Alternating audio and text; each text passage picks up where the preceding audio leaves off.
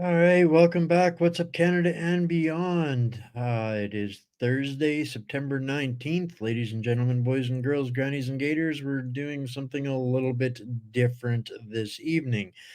My regular scheduled ranting, raving, and dissection of the Swamp Zombie universe has been preempted by something I think is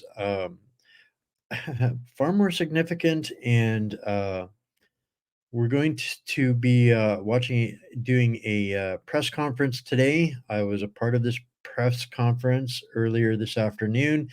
It's going to be published all over Canada tomorrow. You guys will start to see a lot of what was talked about at this press conference today. But you guys are fortunate enough to get the early bird version of this.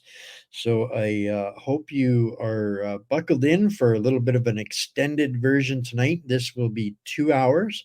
You're going to hear from some experts.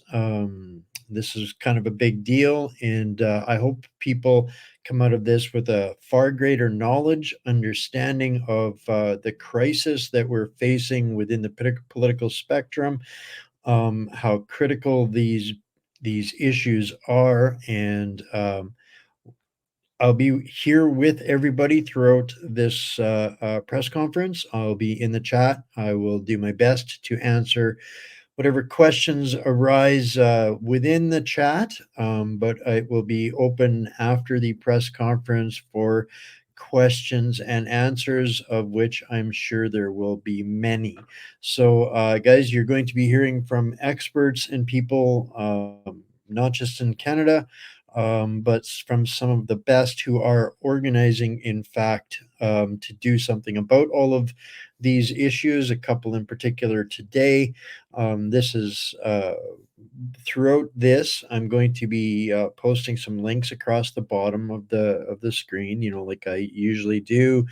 Um, and on that note, if you're new here, thank you, welcome, glad to see you. Join our community. This isn't a show. We don't have an audience. We have a community, a family, and it is an international one and growing. So welcome.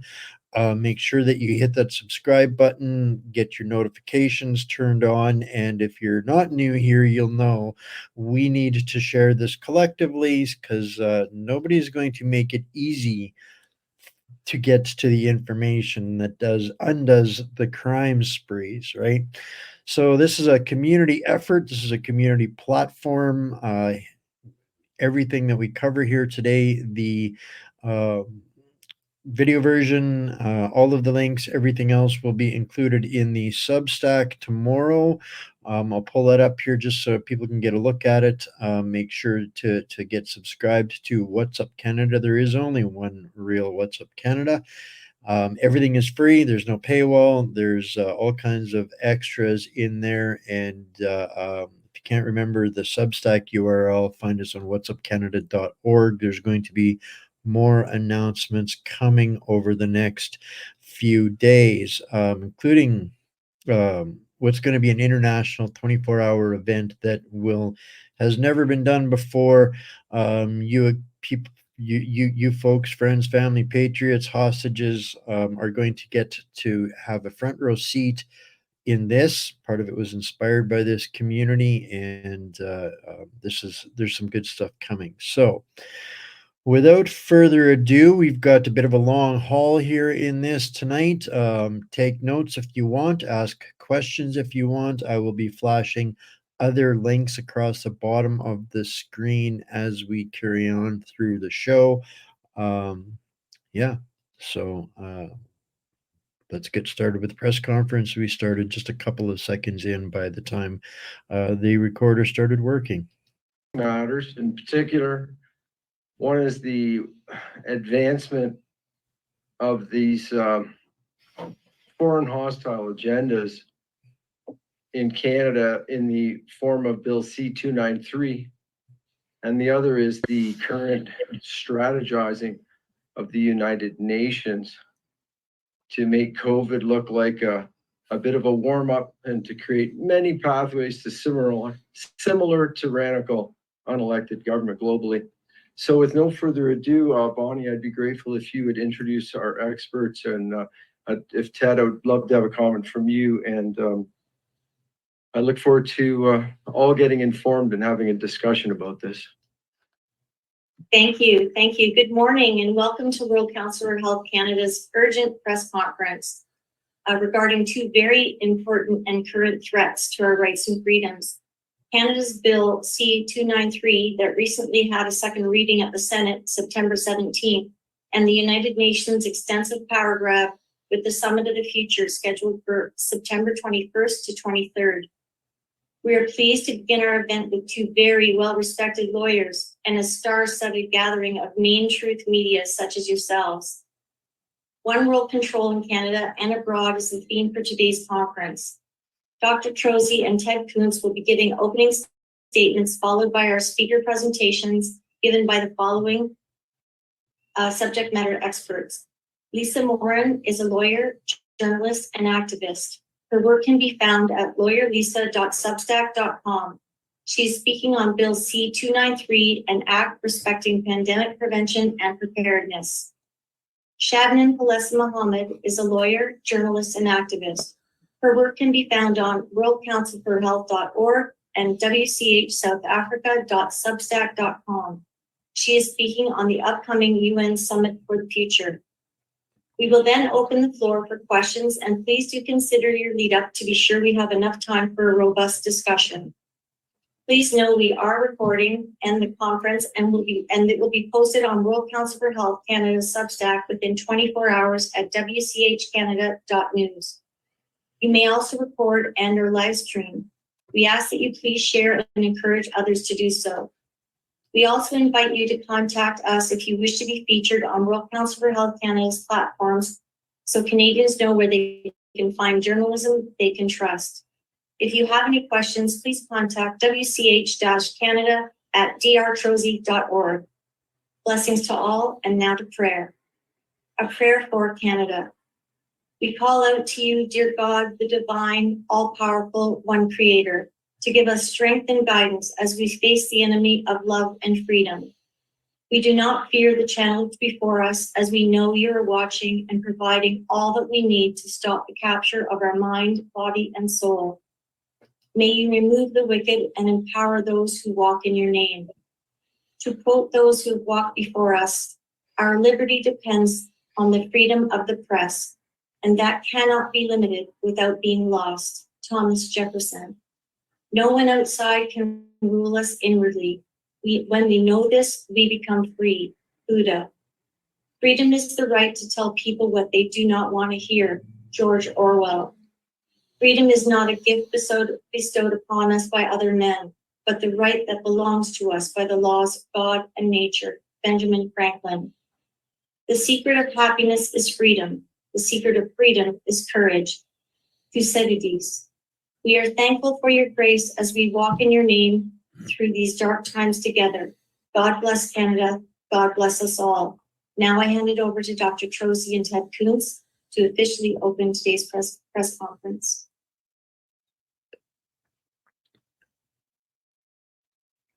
Thanks very much, Bonnie. And I had an opportunity welcoming everyone in to make some opening comments. So I'd really like to thank lawyer Lisa Miron for being here as a real expert on the situation in Canada, and Shabnam Mohamed as an expert on what's going on with the UN and globally. So with great thanks to our experts, and I would love to hear from Ted Kuntz to move things forward. Well, good morning, all. First of all, thank you for being here and helping to spread the word about Bill C-293. I have to admit that I'm probably like most Canadians. When I participated in this conversation last week, I was alarmed to hear that this bill has advanced through our parliament and is now sitting in the Senate. And when Lisa and Shabnam reviewed the contents of this bill, I personally see this as a significant existential threat to not only Canada as a country, but to our individual rights and freedoms as citizens in this country. It appears that the bill is purposely designed to be vague, to be broad, such that it impacts every aspect of our lives, from our water to our food to our land to our access to healthcare to our ability to travel, all under the guise of either an emergency pandemic or a climate change emergency. And what it does effectively is it delegates the responsibility and the authority from us as individuals and from our elected representatives in this country to unelected foreign entities that have an agenda that is completely at odds with individual rights and freedoms. As someone with Vaccine Choice Canada, we have been advocating for protecting the right to informed consent and medical choice for 42 years. And what I read in that C-293 document undermines, actually eliminates our ability to have freedom of medical choice and informed consent. The lack of acknowledgement in our media, the lack of acknowledgement in the Canadian public suggests that this is quite intentional, that they do not want us to participate in this decision. It's a decision that's being made for us under the radar. And I suggest that what we're facing is an existential threat. And I'm looking to all of you to help educate, awaken, and activate Canadians. We have to stand up to this threat, regardless of what the Senate decides in the coming days. I suggest that there's a force that we are being challenged by that will not go away. And the only way to defeat that force is we have to educate and activate Canadians to stand up and defend their rights and freedoms. So those are my opening thoughts. Thank you for being here. Should I commence? Can everybody? I think, forgive me, Laura Lisa. Yeah. Bonnie, were you going to just, or Laura Lisa, a lot of people know who you are, but it would be good to have an introduction. And Absolutely. If we have a brief bio, that would be very much appreciated. I'm a lawyer of 24 years. I have a Bachelor of Science in Environmental Science with a minor in Chemistry. I ran my own firm for 11 years. I took on large file litigation, including the Grandview, a residential school case that was run by the government, as well as the SARS case, the first SARS case, where I represented the family of Nelia La Rosa, the first nurse who died of SARS. I went in-house in the auto sectors and in tech and telecom. So I have a real broad experience. My master's of law is in conflicts of interest. And so I have a lot to draw upon in terms of my background. That's who I am. And the reason I started speaking out on Bill C-293 is I saw no one was, or at least not in sufficient capacity that the voice was being heard across Canada. And every time I think about Bill C-293, new discussion points come to the front. For instance, the One Health approach within the bill, when we get into it, you'll see is a totalitarian approach, in that it is the totality of possible governance. So it's a bill that has totalitarianism at its root. You know, it's a coup on Canada in that it extinguishes the roles of jurisdiction. There's an attempt with sustained collaboration of all governments to, work on jurisdictional issues. It can also be envisioned as perpetual or emergency powers. So being ruled under martial law at all times, because the risk of a pandemic is not defined, and you can only have to bring in the risk of something that could possibly contribute to a pandemic not defined. So, and then there's the omnipotent jurisdiction in so many of the provisions in that they attempt to govern Canadians and non-Canadians abroad, right? So it's evil in a lot of respects, but it's written with AI, I believe. It has a lot of nudging points that lead you to believe it is about the first rodeo. They'll mention things like availability of PPE. It's communism in that it allows for a command economy where the state controls the economy and stockpiles. So what we have is a way to analyze this bill in so many different directions, none of which are good for Canada. And it, for me, transcends the divides that we have been boxed into by identity politics of the Trudeau government. The Trudeau government seeks to separate us because together we are very powerful. And so in that sense, there is hope. I have seen such a continual desire to report on this and to hear and learn about this. People who have gone through our first rodeo, it doesn't sit right. Things are not sitting right. So without further ado, I would like to start sharing screen if I may. Yes, please do. You should have share screen.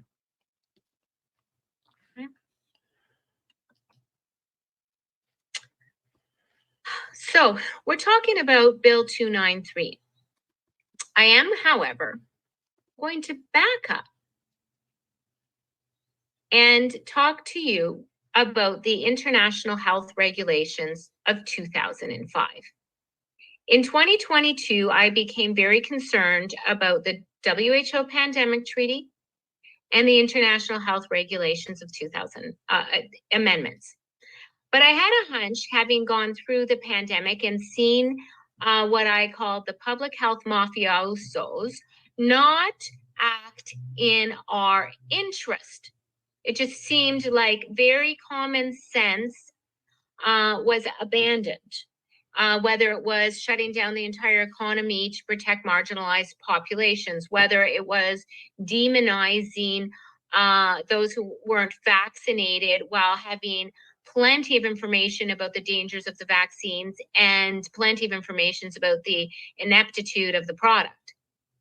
So nothing felt right, and I decided I was going to find out what my hunch was, which was that public health mafiosos were connected to the WHO in a beyond advisory capacity. I looked at the 2005 international health regulations and hunted down, and I found this thing called the NFP, which are national focal points.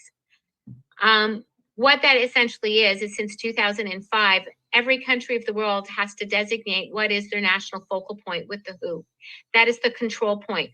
That is the satellite office. So for my subscribers, you can subscribe and find out where your satellite office of the WHO is. It is a very important list. And I have noticed periodically they do change slightly their links, which is an interesting thing to do periodically over time to make yourself less visible.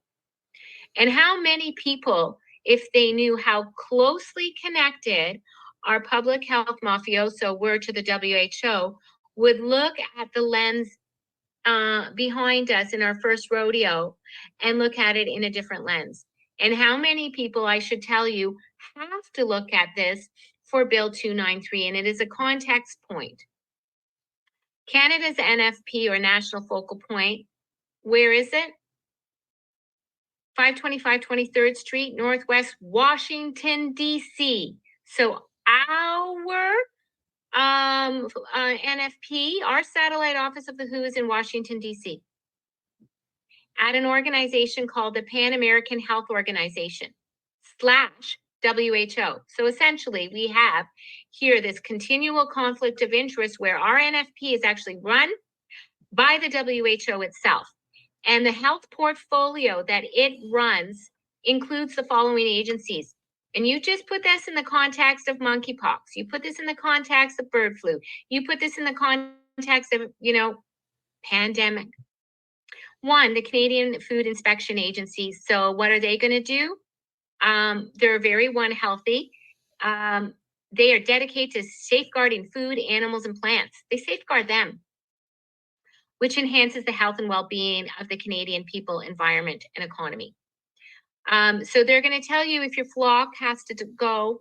They're going to tell you if your food has to be discarded and burned. The Canadian Institute of Health Research, Health Canada. Health Canada is one of two public health areas that are involved in this bill.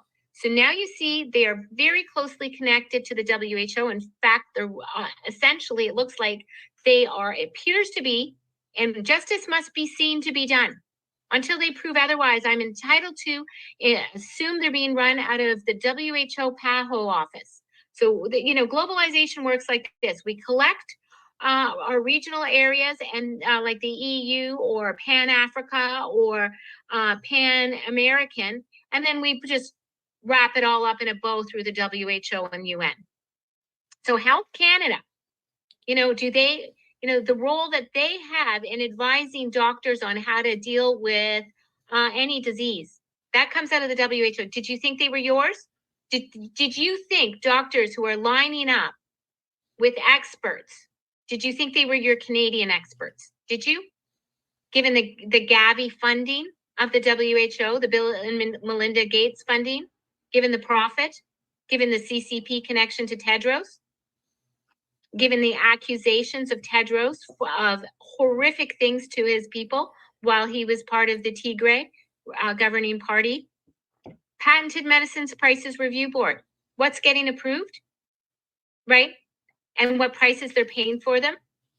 That's an awful large conflict of interest for someone who has their thesis in conflict of interest, right? The WHO controlling all of this since 2005, embedding in all of this. This is a huge, huge disclosure in not only the health freedom community, but in the broader community in Canada.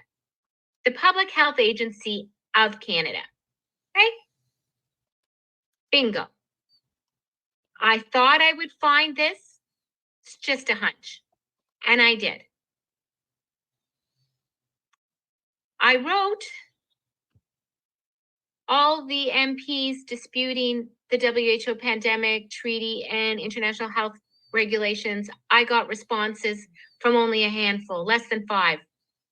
One of them was the office of Nathaniel Erskine Smith. And I do not know if you can see this, but he is, let's see, who is the private member, Nathaniel Erskine Smith, who sponsored this bill. His office sent me a podcast of him telling me to watch it. It was on conspiracy theories. So he was gaslighting me on the WHO control while nationalizing that WHO control in a perpetual totalitarian coup in which he had already debated. In October, they had debated the first reading in June of 2022. So let that sink in. They are gaslighting us always. There is no way he wrote the text of this bill. Should let you know, I just found out last night that Ireland has a similar bill. New Zealand has a similar bill. This is an OECD country march, and I am sure, Shabnam, that in Africa you are seeing likely the same types of nationalization. So I call this their insurance mechanism. So if their totalitarian view is not able to be embedded at the UN and WHO level, they are doing it nationally. Now let's get into the bill. It's actually not that long, but you will be astounded at the breadth of what it covers. The first thing I want you to notice is the One Health approach. It's found 3 times in this bill. It does not mean that we'll all have the same health approach, or in fact, it does to a certain extent. But what is One Health as it's defined in this bill? Because this is a very important clue. It is totalitarianism. There's nothing left out. You tell me what's left out. a multi-sectoral, any sector that they want it to be, a multidisciplinary, any discipline they want it to be, collaborative approach, so they have to be working with others, that focuses on, it's how they, focus. They do not know what that word means, on the human, animal, plant, and ecosystem health. So if you can describe something in God's green earth that is outside of that description, I would love to do crossword puzzles with you. I cannot come up with something that is not in God's green earth that isn't described here. That's totalitarianism. And then the welfare interface. So the welfare interface is the citizen, whoever you are, cyborg, alternative DNA individual, your relationship with your government or NGO. So there, what else is there? Is central. All of that is central to preventing the risk of future pandemics. Risk is not defined. How big of a risk, right? Pandemics, how much in the future, right? So, we never know when climate change is going to end our world. So, it's an ongoing risk in the future, right? Whether it's an ice age or an interglacial period, we always have to be worried. And because you will see that climate is part of this. And whereas, this is also found in another spot, sustained collaboration among various ministers, all levels of government and Indigenous communities. And to my First Nations, I really want you to pay attention. On top of nothing being defined, Indigenous community is not defined. It literally can be what the CCP wanted to be, or what Bill Gates wanted to be, or whoever it is that is part of this one world control. I mean, this is not Nathaniel. Is Nathaniel running the world? But the omnipotent jurisdiction in here, you will see, does not come from a lowly Canadian. A Canadian is not thinking they get to run around and rule the world. That's what's in this bill. So the purpose is to prevent the risk and prepare for future pandemics. And it's so odd. This is the gaslighting. They want transparency and accountability. Great. Wish that were the truth. There's this bill needs to die. This bill needs to die. So they get to prepare a plan. Who are the individuals who prepare the plan? First, it's the Minister of Health. Okay. Remember that this person is our satellite office of the WHO, our NFP. The Minister of Health is embedded in PAHO and the WHO. Which way do the tentacles go? Since they never disclosed it to us, we can assume the tentacles go one way. And that's from, and we'll get lots of clues that it goes one way when we look at the types of provisions here. I'm going to flip down. Who else is part of the control? The amendment to the Department of Health Act is the last thing that this does. Okay, and who gets additional powers? So the Minister of Health is going to appoint a National Pandemic Prevention Preparedness Coordinator. So top-down approach, right? This is the new ruler. This is the new ruler. And then coming from the Public Health Agency of Canada. I get a lot of questions. Is that Tam? I think maybe it's Davila. Because she's no longer with Toronto Public Health. And delegate the coordinator the powers. Okay, so the Minister of Health gets to give powers, duties, and functions that the minister considers appropriate. So a black box of further powers not elucidated already and enumerated. Closes out with any duties, any powers that the minister considers appropriate. Wow, what a grant. You can't list what you want to do with this bill? It's a perpetual grant of power. So it's bypassing emergency act, right? It's a perpetual duties, anything that the WHO infiltrated Minister of Health and Public Health decides. Okay. Where else do I see? Oh, and the updated plan. Every 3 years, at least once every 3 years, they update the plan. So they ratchet. But they could do it every 2 weeks. right? Well, the way it's defined is that they, at least once every 3 years, a new plan will come through. When you see the contents possibly that they are actually discussing and the stuff they don't discuss by just giving broad grants of power and black boxes of power, you will fear these plans, and you should fear these plans. And you should, as a Canadian, stand up and say, no, I'm not granting the entire regulation of my life and my community to a WHO globalist who, clearly sees us as equivalent to a blade of grass. If you read their documents, this is how they see us. And here's your other black box of power. And that gives you a clue. This is where I call the treaty without a treaty mechanism. They get to have consultation with relevant ministers, a summary of key cooperative measures. Those cooperative measures are not defined. So what is a cooperative measure? Let me tell you, that could be a phone call. Hey, do we need tanks today? I mean, it could be anything. That could be a memo. A cooperative measure does not have to be disclosed to us. It does not have to be discussed or debated. Okay, and who do they get to have a cooperative measure with? Our WHO-controlled public health between the Government of Canada, so itself, because they define themselves as the government, the pseudo-Government of Canada, other foreign governments, so any other government like the EU,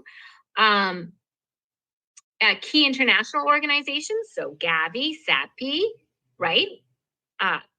Anything, including the World Health Organization. Oh, so this is a continual black box of power, once again, outsourced to public health and the WHO, public health and anybody they want it to be, public health. And those cooperative measures, we don't know the contents of them. We don't know how frequently they're going to come.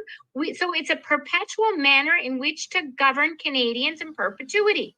Right. And to give you a chance to understand how they are going after our food, because if you research any of these organizations, it is insect protein is for you and printing your meat is for you.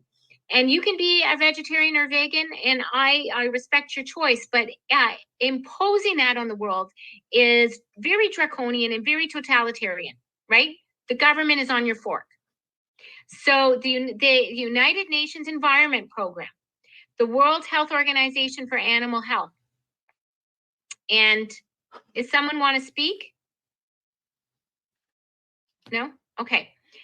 So Hi, Lisa, just letting you know you got 1 minute left to wrap up. Oh, I'm going to go over. I'm sorry. I'm just letting you know. That's okay. Do go over some. Yeah.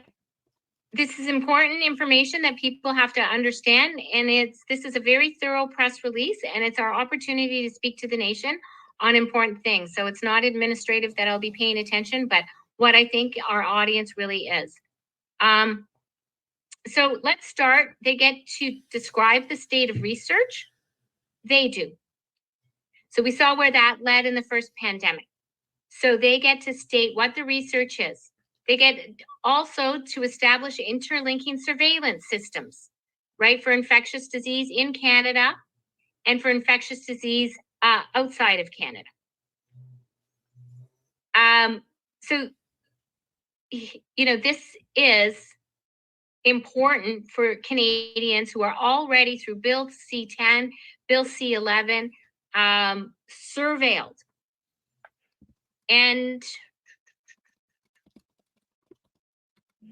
here's the sustained collaboration between the Minister of Health and provincial governments and Indigenous communities to align approaches and address any jurisdictional challenges. That's very important from a legal perspective, because your jurisdictional challenges will be, hey, the province's jurisdiction under the Constitution for health and resources and agriculture, how is that affected?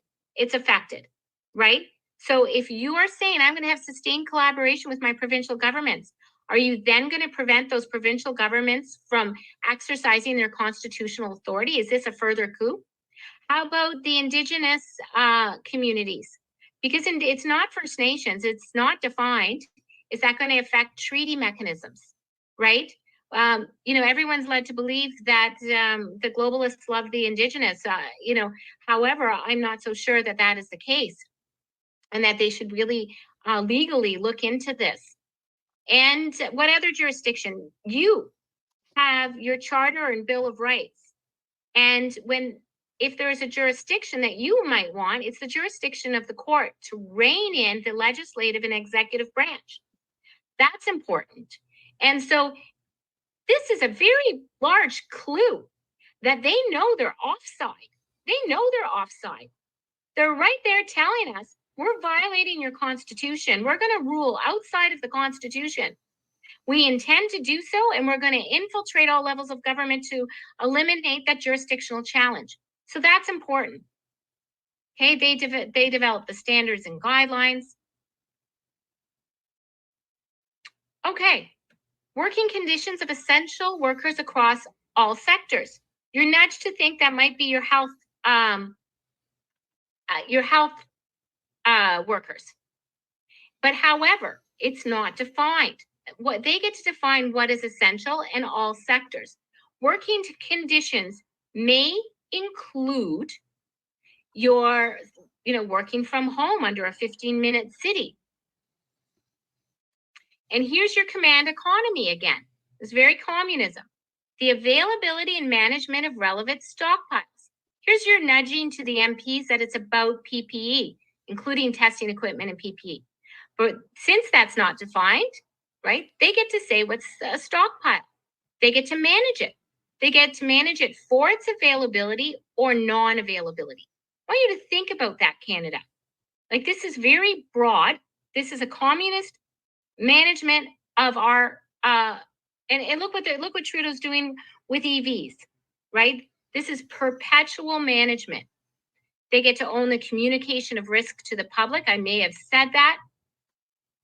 Here's your manufacturing capacity. Again, this is very communist. They get with any in Canada with respect to any product relevant to pandemic preparedness, since they defined what you have to do to be prepared, and they get to manage this manufacturing capacity in Canada. So that's the Ministry of Industry. Did people really think this was how they were going to stop a pandemic? By controlling every aspect of the Canadian economy, right? And the communication capacity and infrastructure. So owning our communication infrastructure, that is a massive, egregious way to control pandemics. In fact, this is a method only to control people. So do people think that all electronic platforms and tools should be controlled by the public health? Do they? And here's your Minister of Agriculture and Agri-Food. Lisa, We need to transition now. Please. I'm not done, and I'm going to complete this. I'm not done. Reduce the risk of antimicrobial resistance. We're talking about regulating activities that could contribute to a pandemic, including industrial animal agriculture. So that is very important for people to understand. They are going after our meat, and they get to promote commercial activities that reduce pandemic risk, including the production of alternative proteins. So right there, changing your diet, changing agriculture. And so that means Canadians have to know that preventing a pandemic is your government on the fork. It's an egregious area. In terms of the Minister of Environment, we need to change land use in Canada in order to prevent a pandemic. This is possible. Expropriation of rural communities, of people who don't live in sufficiently dense areas. This is people coming into the smart cities. Okay, in relation to disturbed habitats. We don't have time. I would take you to an article from the public T.H. Chan Public School of Health at Harvard that describes the leading cause of deforestation as agriculture. So they want to own the food through this. So changing land use in Canada, that's how we prevent a pandemic. And this has passed. This is an all hands on deck moment. Okay. And then here again, we're seeing your food. Phase out live animal markets. I've talked to the farmers and they say this is how they get their calves. This is how they get, their eggs, their chicks. And this is how they run agriculture.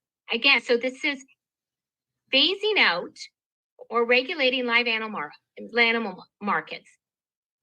And then there's global health equity, which I want you to understand that this is spending all our money, so on non-GDP items, to run around and vaccinate other individuals who are not asking to be vaccinated, right? So, again, omnipotent jurisdiction. And here's global. There was one more global thing where we're going to take people off the land and to help global reforestation. So if deforestation is agriculture, reforestation is taking small agri-producers in Africa and everywhere else and hauling them off. What a mandate. What an omnipotent jurisdiction. So in conclusion, I've got to say, I think I've established, one, it's totalitarianism in that nothing is left out. Two, it's communism, and we're not a communist country. Three, they are straight declaring they are going after our Constitution and that jurisdictional provision. Four, it's a coup that creates an embeddedment with the WHO, which I've established by going to the WHO International Health Regulations 2005. And we have 5, I think, or 6. This is perpetual governance under the Emergency Act without the mechanisms of the Emergency Act. This is an all hands on deck, and I know it took a long time, but I think that the press release deserves the entirety of the discussion. Thank you. Lawyer Lisa, thank you so much. And this is indeed all hands on deck. We're going to, I know a lot of us have thoughts on this, and there's going to be some robust Q&A. And first we're going to turn our eyes to, I think you described correctly, tentacles, Lawyer Lisa. Another tentacle, or perhaps the central body, from which the WHO came, or is an extension of the United Nations, and maneuvering there, working in parallel. And you mentioned it earlier, Lawyer Lisa, that how they work at multiple levels of government, infiltrated by, in my opinion, these are criminal issues. So we'd like to ask Shabnam Palesa Mohamed, founder WCH Africa, and the co-steering committee on the global team, to enlighten us on the parallel issue, the other line of attack from the, I guess, the central parasite class, the current actions at the UN. Hello, everyone. Thank you very much for this opportunity to present today, and congratulations to WCH Canada for arranging this emergency press conference with some of the finalists, independent journalists our world, or the 99% have. So indeed, I'm an activist, journalist, and lawyer from South Africa. I serve together with Mark in the Steering Committee of World Council for Health and as coordinator of World Council for Health South Africa. I also serve within partner organizations, including Transformative Health Justice in South Africa and Children's Health Defense Africa. With that being said, let me also add that as way back as 2021, I remember spotting the WHO's pandemic treaty and seeing the red flags immediately, and hosted an event on it, which is available online. I subsequently invited people like Dr. Astrid Stickelberger to come and talk, and she highlighted the international health regulations. Of course, we've had a Stop the WHO and Exit the WHO, etc. campaigns ongoing since then. I have, however, turned my attention to the United Nations because I believe we have enough competent people on the WHO and because I see the UN as a far bigger threat to our health, freedom, and sovereignty than its agency, the WHO. With that being said, allow me to share a few slides with you. So my focus today, why the UN is a bigger threat than the WHO. And I want you to please bear in mind, it is not my intention to alarm you in any way, although the information is alarming. So at the outset, let's say, don't panic, organize. That's what we do. I also want to share a disclaimer that many years ago, I had this vision of becoming the Secretary General of the United Nations. Of course, we've realized a lot since then in this journey of taking back our power. So there are two core documents in relation to the WHO agenda that I want to highlight. The one is the Common Agenda, and it is a document written by the Secretary General of the UN, Antonio Guterres. The second is the Pact for the Future, which intends to be adopted at the upcoming Summit of the Future. Now, the Common Agenda focuses on different areas. And for each of those areas, there are policy briefs. And within those policy briefs is an area covering emergency preparedness, right? And under emergency preparedness is what I've been talking about every single day on every available platform. It is proposed that the General Assembly provide the Secretary General and the United Nations system with a standing authority to convene and operationalize automatically an emergency platform in the event of future complex global shocks of sufficient scale, severity, and reach. The Secretary General would decide when to convene an emergency platform in response to a complex global shock. You can understand why I've been highlighting this.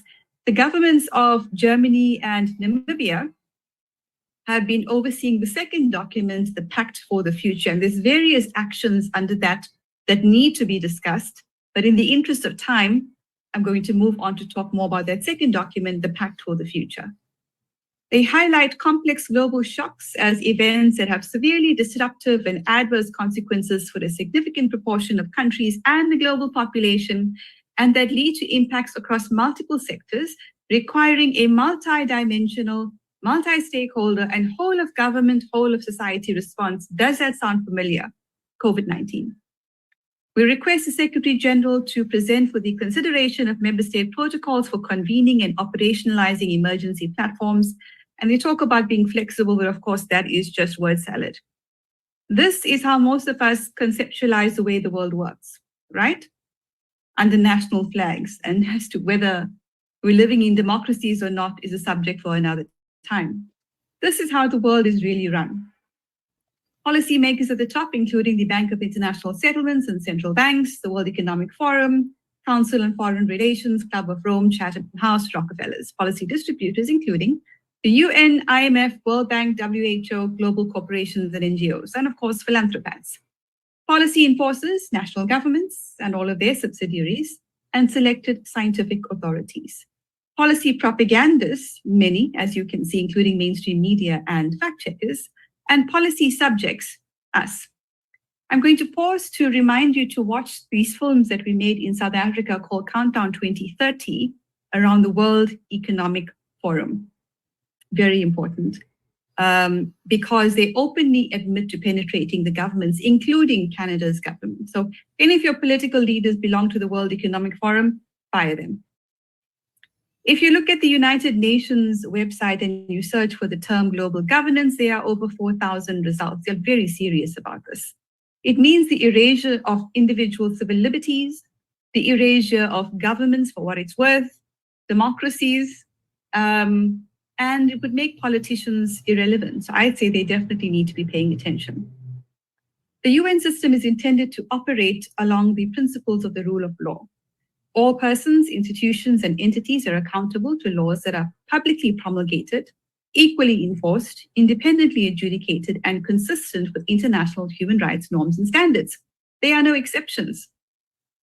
And let's talk then about the states of emergency that were declared all around our world in all of our countries, which the UN was very much informed about. But what are the criteria before our countries can declare a state of emergency? If we look from a country perspective of the various human rights violations during COVID-19 from Brazil, India, China, Australia, South Africa, United Kingdom, Philippines, US, Myanmar, and Belarus, it was horrific.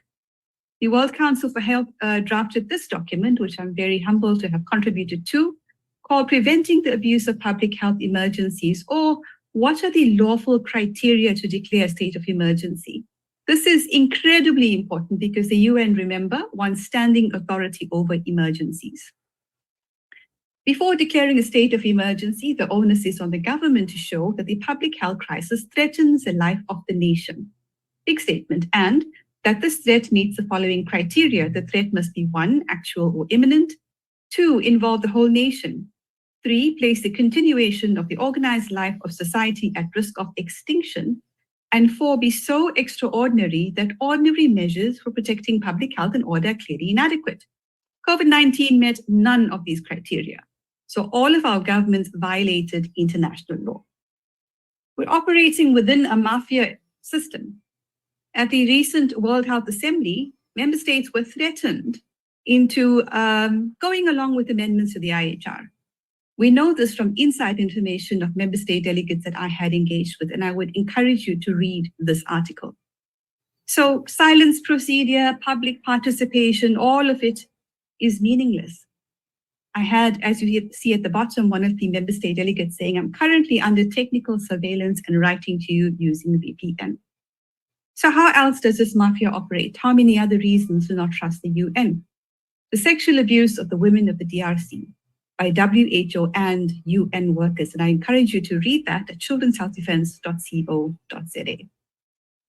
Silence procedure. In September last year, the UN pushed through a political declaration on pandemics, the UN being a Trojan horse, realizing that the UN is under spotlight and our scrutiny and our resistance. There were 11 countries that broke the silence on this political declaration, and yet they were ignored. They declared this political declaration on pandemics anyway. 2 of those countries were from Africa. Again, the oligarchy operates in a mafia way.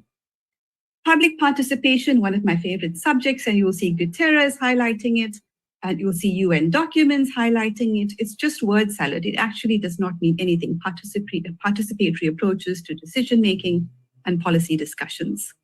Civil society engagement doesn't exist. Prohibitive costs linked to participation, restrictions on gaining entry, increasing presence of government-organized NGOs, states using them to occupy some of the limited space for civil society, etc. I just want to pause here to draw to your attention that I am suddenly not feeling very well. So I may have to suddenly stop, and I apologize for that profusely. More information on civil society participation, standing authority we've talked about.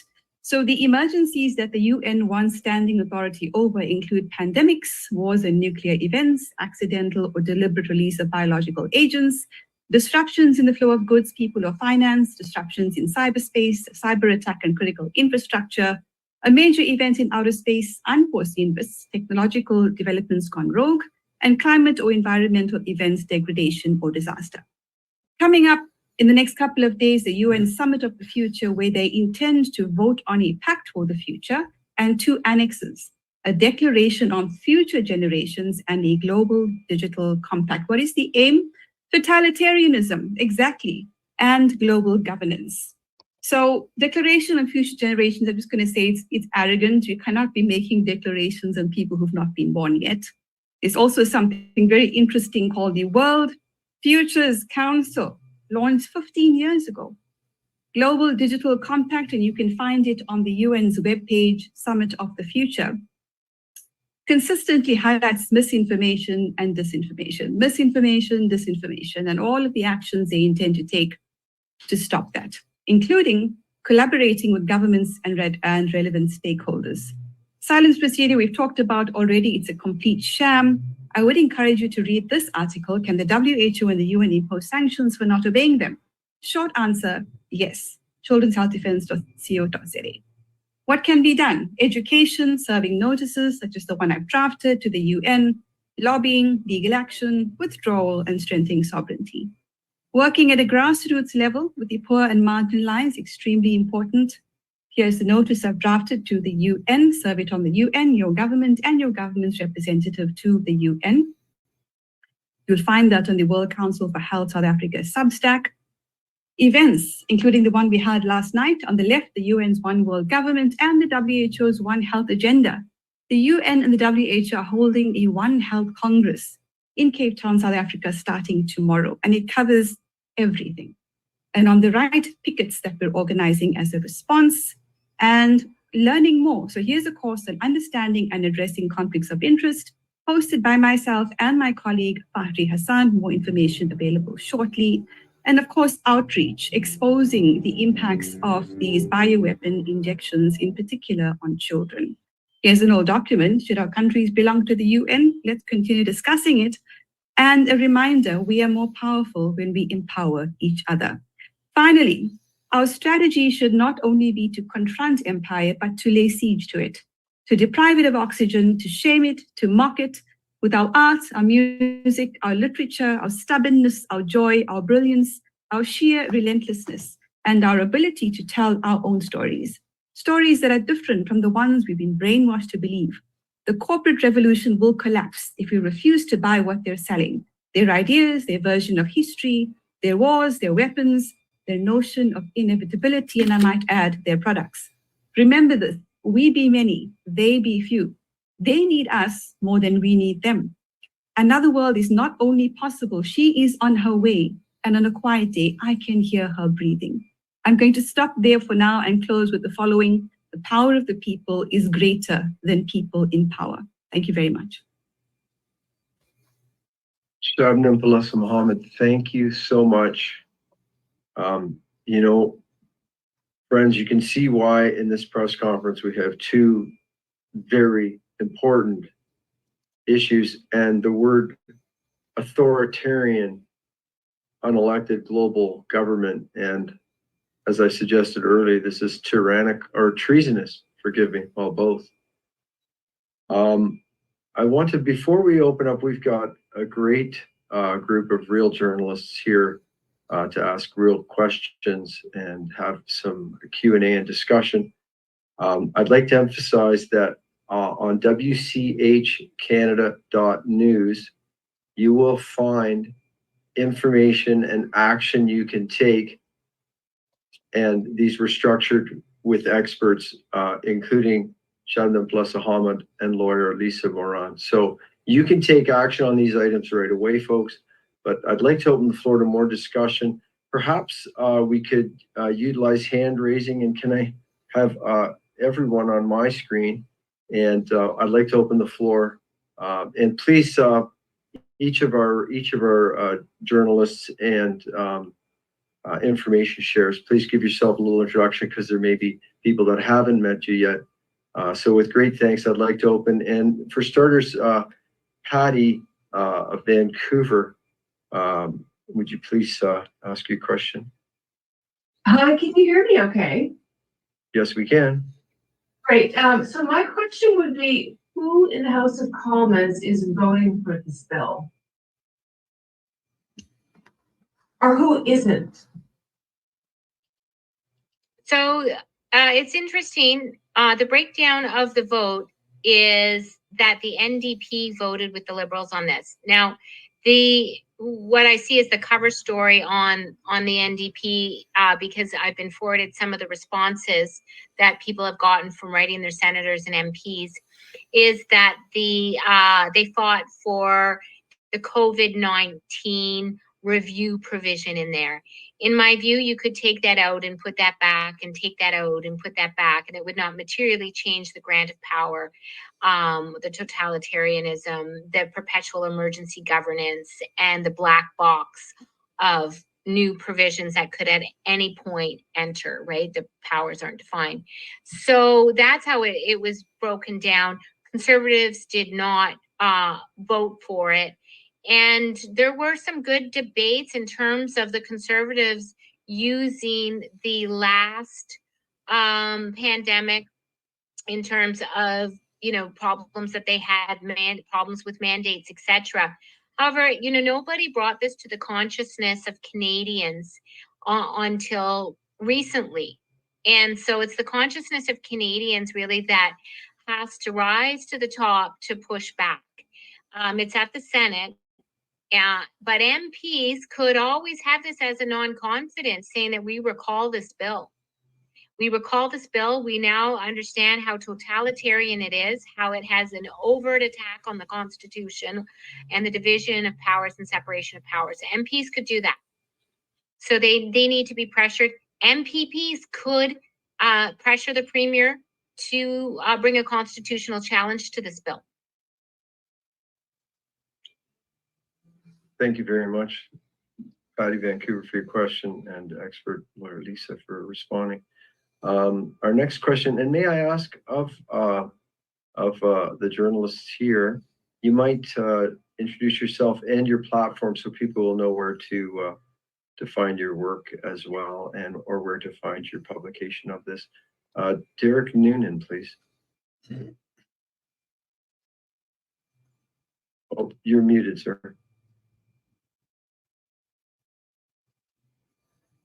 Oh, my apologies. Derek, I'm always a freedom fighter, but recently I've opened up my own media company as well that helps kind of relay these issues. I do a lot of humanist stories on my Facebook and X platforms, exposing what we're living under and presenting that to the public, in which our regular media doesn't.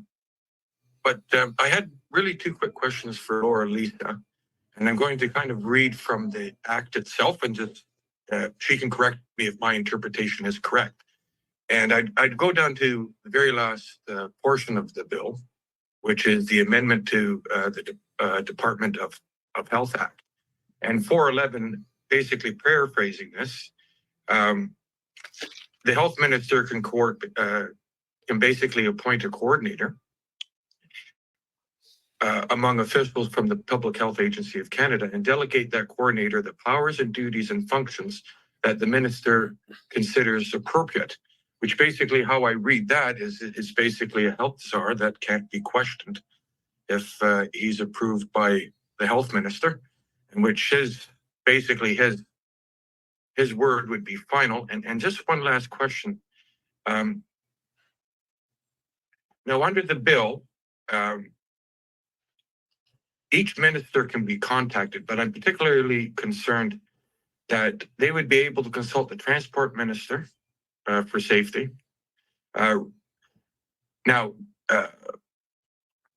with regards to routes in which pathogens could lead to pandemics entering Canada, and summary of border-related measures that would be implemented to reduce risk.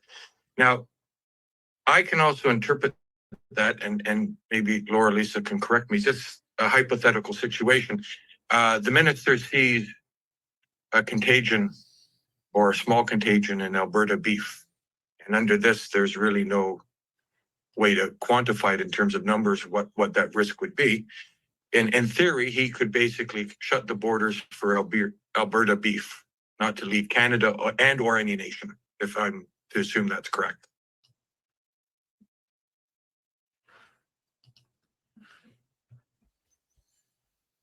So let's go to your first question. You talked about a health czar. This is a czar, you're right. And it mimics the pyramid structure of the WHO. So the pyramid structure of the WHO through to the NFPs with sustained collaboration. Then we get the czar at the top here, which is the public health dictator at the top. But you said he was a health czar that could not be questioned. He gets powers, he gets duties, he gets functions on an as-needed basis. So anything. And the grant of power is on the totalitarian view that it must be one health, which is every sector, every discipline, and everything in God's green earth, human, plant, animal, ecosystem, health, and the welfare interface. So this is a czar that can't be questioned on a new totality. Our first rodeo informs us that we, should be worried about what we went through with COVID. How I read this is, that was health mafiosos. What they're granting here is totalitarian mafioso. So we are expanding to land use policy expropriation. We are expanding, to new areas of what we're eating in order to prevent pandemics. So it's an oppressive totalitarian governance, and you're right, it can't be questioned. They have that provision on jurisdiction where they're outright saying we're attacking the Constitution. Now, your second one is what I call the Dr. Zeus provision. Oh, the ways the pandemic can come. Will it come by plane? Will it come by train? Will it come by any vessel? And so border measures in that provision are not defined. So we are always nudged into thinking the way they want us to. This is very nudging, so I've been researching this area on my Substack for over 2.5 years, and I have a book about to be launched. I know how to read these totalitarians. They nudge us to think it's the Canadian border, but you're right. Could be a provincial border, could be a community border, could be your 15-minute city border. When they choose not to define something, they give themselves omnipotent jurisdiction and any available interpretation. This is the least discussed important story of Canadians' lifetimes. I hope I answered your question. Oh, you did, absolutely. So I am thinking down the right thought. I meant this is 100%. 100%. Who needs the Emergency Act when you can just be total dictatorship? Correct. Thank you. Thank you very much, Derek Noonan. Thank you again, expert Laura Lisa. Next, could we have a question from Wayne Peters of What's Up Canada? Thank you, sir. Thanks, guys, for hosting this. Thank you, Shabnam and Lawyer Lisa, for such excellent presentations and efforts in attempting to bring awareness. My name is Wayne Peters. I run a platform called What's Up Canada. I've been a long-time disruptor and anti-globalist exposer.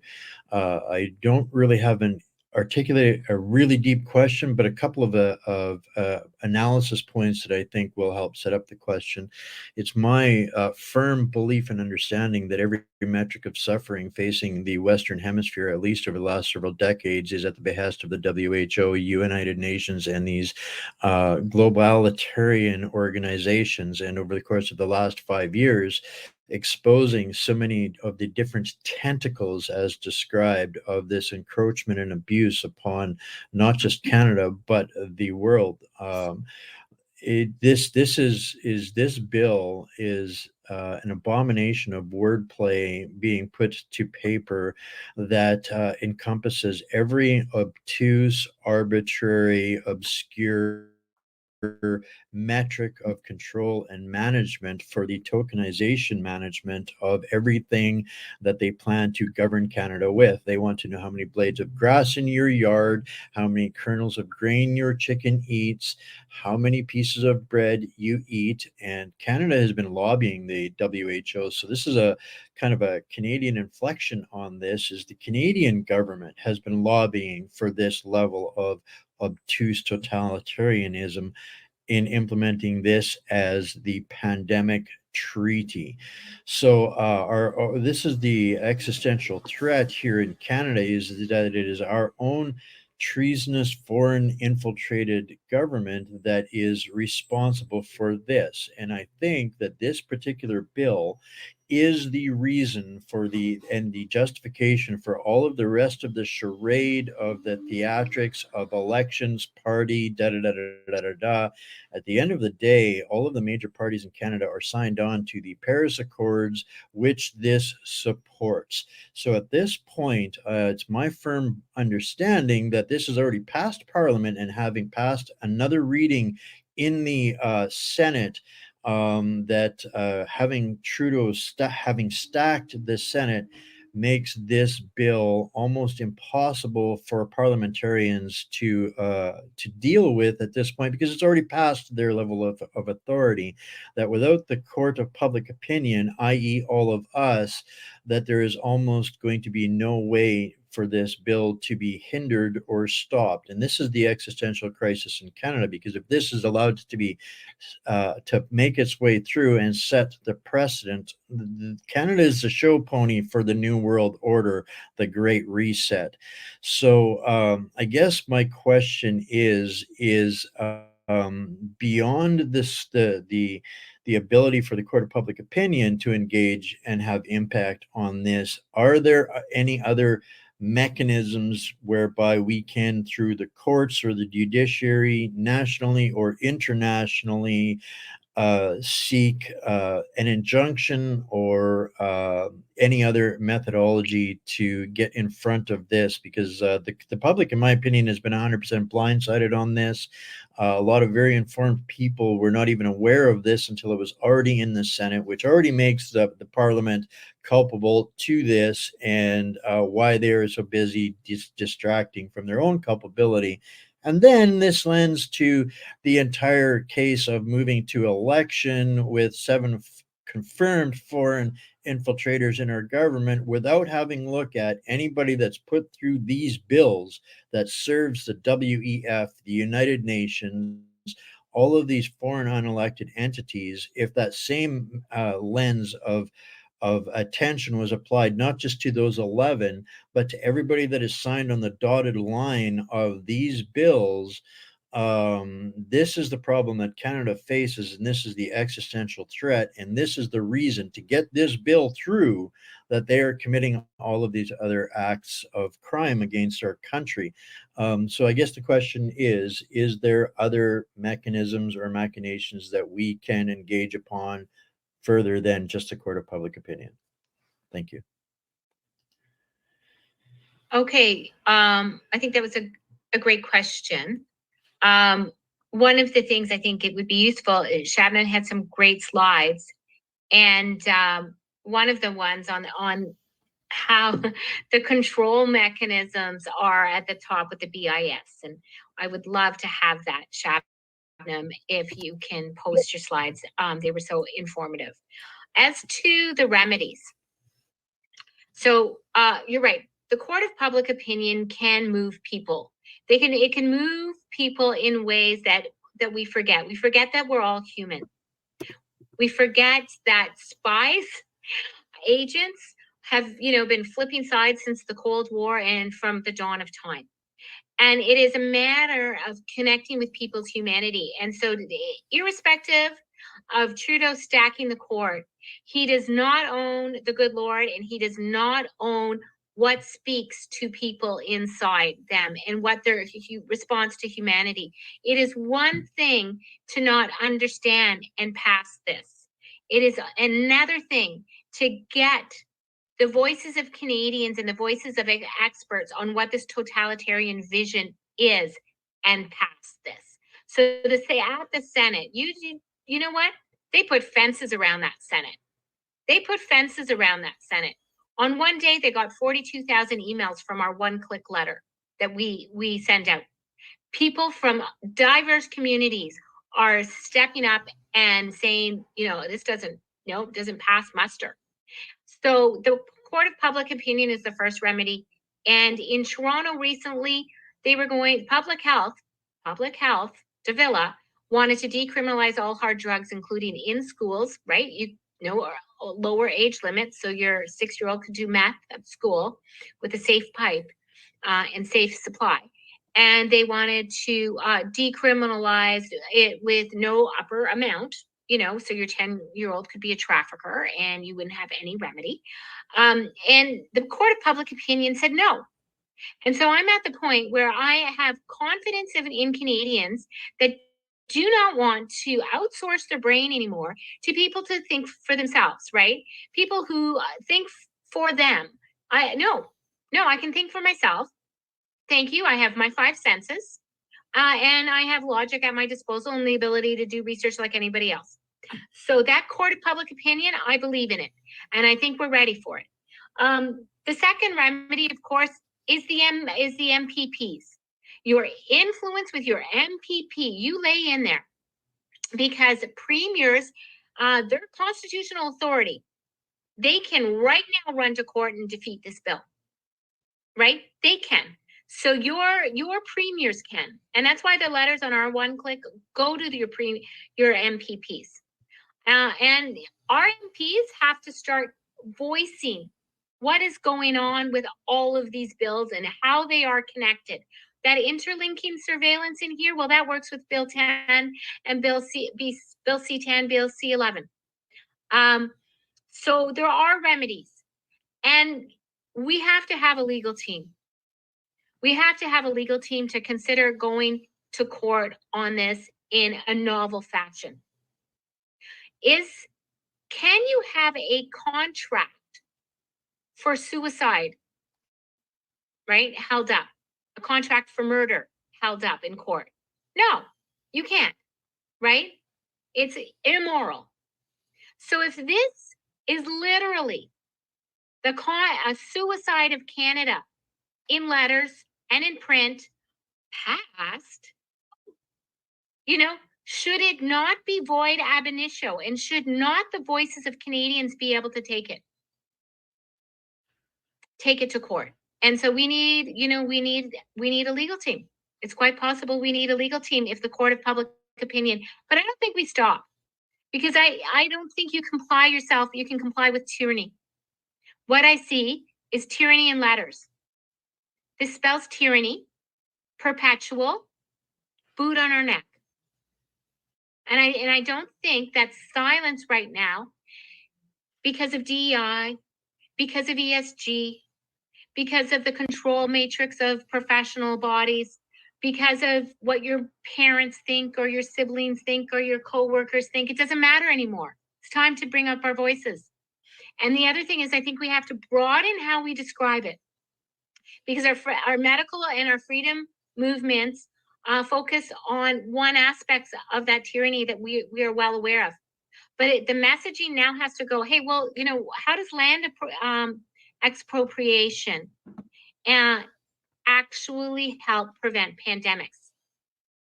Do Canadians know we're talking about changing land use policies? How does owning a communication structure, unless it's perpetual censorship? If you have to, and on Bill 63, if you have to imprison who it is you're having an argument with, your argument stinks. Well, thank you very much. Again. Oh yeah, I get a little mad. We appreciate that. I think anyone who isn't angry has not been paying attention. So thank you very much, Wayne Peters and Lawyer Lisa Miron. If we could now ask Jody Ledgerwood of TFM Report. May I just comment? Yes. Dr. Trozzi. Shabnam plus Mohamed, please comment before next question from Jody. Thank you, Jody. I hope that's okay. Sure. Okay. All right. So the first thing I want to say is very clearly the globalist agenda is operating both at a national level and the international level. So we can see nationally what's happening. For example, in South Africa, amendments to our international health regulations would give the government the authority to medically kidnap people and quarantine them and force treatments on them and refuse them to see their families. And this could be for an unlimited period. And I have interviewed fellow lawyers on this subject because it's happening in tandem, this medical kidnapping, these bills. New York State, can't remember the lawyer's name right now, Bobby Hancock.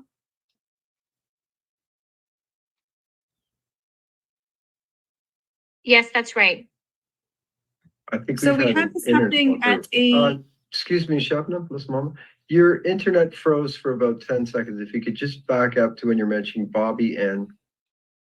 Thanks, Mark. Thank you so much. So yes, I've interviewed our fellow lawyers, Bobby Ann Cox from New York State and Sabelo Sibanda from South Africa, on the fact that there are these attempts to introduce these bills that can forcibly quarantine people, etc.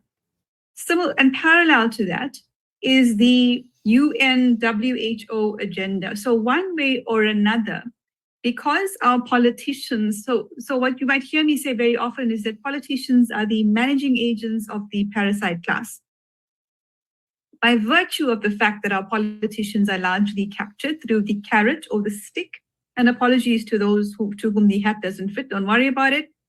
One way or another, they intend to achieve their objectives of global governance.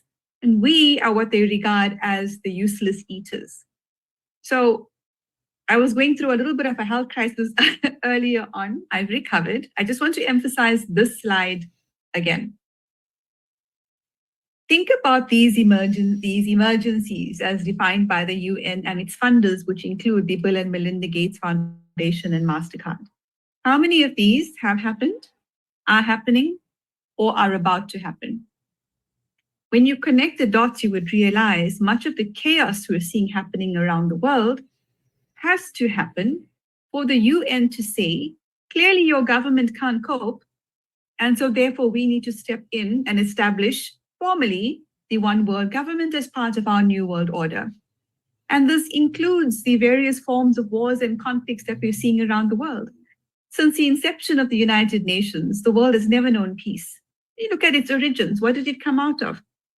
Look at the fact that we have no seat at the table. And so therefore, it is of critical importance for us to build peace with each other as people, as communities, as countries, and as nations, and as continents, which were all one many, many years ago. Second point I want to make, and please do continue looking at these, because they're going to make these things happen. They're going to make them happen. And the world needs to understand the criteria that I talked about earlier. Know these backwards, translate them, make them available in every community so that when your government says, got an emergency, we've got to declare a state of emergency, you can push back and say, have you met the international law criteria? If not, bugger off. You can take that to court. We've done that in South Africa. The third point, and I'll close here, is to say that most recent discussions at the UN are around giving Africa 2 seats at the table without the Security Council table, without veto power. So essentially, okay, you can sit at the table with us, but shut up. Don't say anything. We don't want to hear anything from you. So I am hoping and will be agitating for African nations to say, hell no. Why does the Security Council exist anyway? There's this pyramid, right? With this top tier of Security Council, and then there's the rest of us. How can such a system work? It's an exercise in futility. It's a theater of the absurd.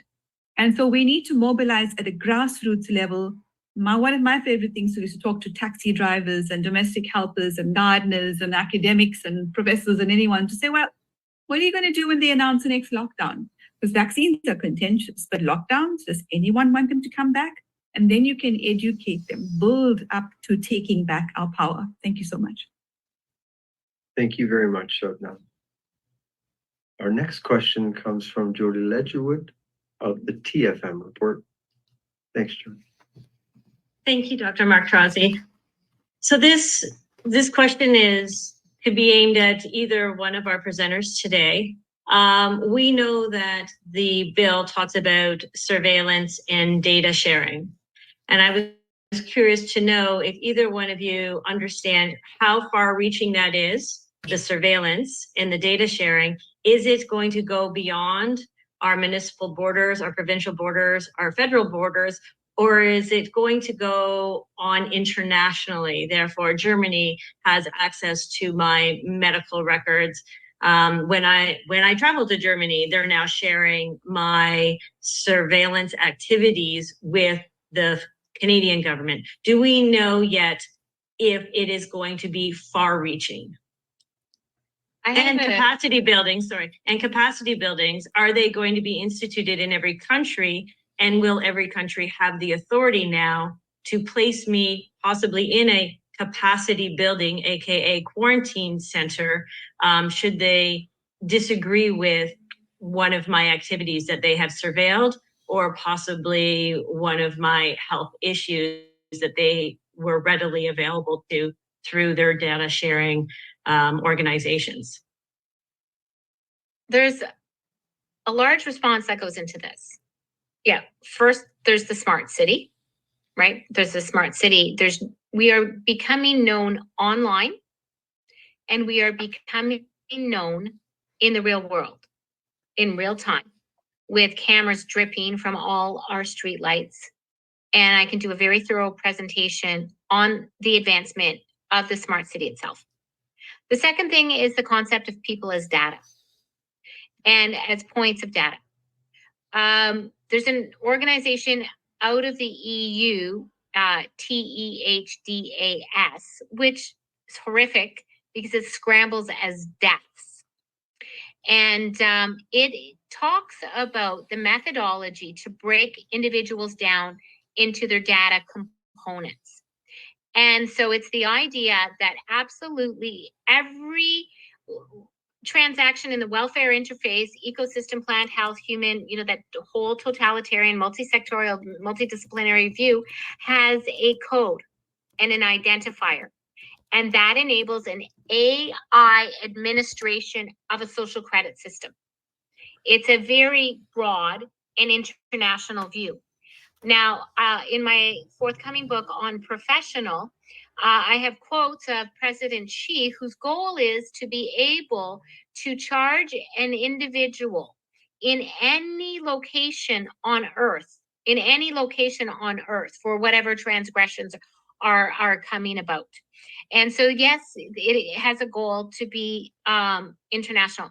I am going to share screen, and it's because I want you to see, I hope you can see here, it's the OECD. And the OECD since 2016 and prior has been instrumental on creating a health data governance for the digital age and implementing the OECD recommendation. So between the OECD and their goals, okay, in order to manage the healthcare system without doctors, without face-to-face healthcare. When I see the doctors lining up for compliance with their professional bodies, I see what is going on is that they are enabling the future of AI healthcare while they stand down and do not stand up for health freedom, and they are actually making themselves the dodo bird. Because when you look into actually what is going on in data governance, is that they intend, and I hope I can get all the way down here on my viewpoint here, gets the next steps. There is I would love to be able to show you. They consider health as the 9 sectoral data spaces. So health is no longer, your state. It is a data set. And if you're dead, it's a different data set. And you lost a leg, that's a different data set. And if you're in a satanic viewpoint where you're the equivalent of a blade of grass, well, when someone mows along, no one's worried, right? So if you are just a summary of data in a system of data, does this sound like Windows operating system for the world? Maybe. And I'm going to just try to get to the first spot on this OECD. Right, here it is. This is a table, okay? The intent of the OECD on health data governance in the digital age is that there are variables that they want to implement in each country. So is that democracy, right? And then they rate where we are on this data governance scheme to implement AI healthcare. So at the time this was done, Canada was at 85% on key national healthcare data set available. And so you can look and see we are going in the direction where people are merely data. We are data for regulation. And all of the bills, whether it's watching us, are working in an omnipotent jurisdiction. And so, yes, you're going to see that this is a global governance system. And in the TATA's documents, I see that freedom is defined differently. So you have a notion of freedom, and words are the way, and I'm a wordsmith, I'm a poet, I've done stand-up poetry slams, I've done songs. So words really matter to me. And so I cue into them very easily. So freedoms for them, this is a notion. They're being redefined as freedom of movement of goods, freedom of movement of capital, freedom of movement of data. right? So that you're right. It's an international data set. And freedom of movement of labor, right? So you get to move if your data set says you can move, right? And then when you look, what are our growth industries in health? Euthanasia, massive growth industry, biggest growth industry. Sterilization, including sterilization of minors. Full-term abortion, perinatal abortion. What's our messaging? Save the climate by not having kids, right? We're going to a very dark area where this totalitarianism enables data to be the ultimate arbiter. And in TEDS documents, you don't even have as a last resort face-to-face healthcare. So doctors and medicine as we know it and the medical collapse of the system that we are seeing, in my view, is almost the intended result. And we have to unearth this, demystify it, and say, which world are we going to choose? Right? Are we going to choose where we, as humans, believe in humanity? Or are we going to have this dehumanized view where, we're controlled and someone's view of us is no better than cattle to be culled? And I think, that's where we're at. We cannot comply ourselves out of this. And the court of public opinion, we have to demystify it. We have to demystify the smart city. We have to demystify data as governance for us. And I hope that terrible response about where we're headed answers your question. Oh, thank you very Dr. much. Trozzi? Shabnam, would you be so kind as to comment on that also? Yeah, on please. Jody's Thank you so question. much. I apologize. I need to go very quickly, but I want to tap into, again, drawing the relevance to the UN's digital compact. Remember, it's part of the Pact for the Future that they're discussing without us in the next couple of days. Let's look at the item on digital trust and safety. It starts off great. We must urgently counter and address all forms of violence, including sexual and gender-based violence. Then they talk about which occurs through or is amplified by use of technology, all forms of hate speech and discrimination, and they go to mis- and disinformation as defined by them. The next section, information integrity, item 32. Access to relevant, reliable, and accurate information and knowledge is essential. Defined by whom? We recognize that digital and emerging technologies can facilitate the manipulation and interference of information. Anyone remember Mark Zuckerberg talking about how the US government told him how to run Meta in ways that are harmful to societies and individuals? The attainment of the SDGs. Item 33, we will work together to promote information integrity, tolerance, and respect in the digital space, as well as to protect the integrity of democratic processes. In other words, election rigging. We will strengthen international cooperation to address the challenge of mis- and disinformation. They're doing it already, right? What they want to strengthen international cooperation on that. If you say something in Canada, you can be arrested in South Africa, and mitigate the risks of information manipulation in a manner consistent with international law. And almost at the end, it continues, item 34, we commit by 2030 to design and roll out digital media and information literacy curricula to ensure that all users have the skills and knowledge to safely and critically interact with content and information providers, and again, against the harmful impacts of mis- and disinformation. SDG number 4. Promote diverse and resilient information ecosystems, supporting journalists and media workers. Who are these journalists and media workers?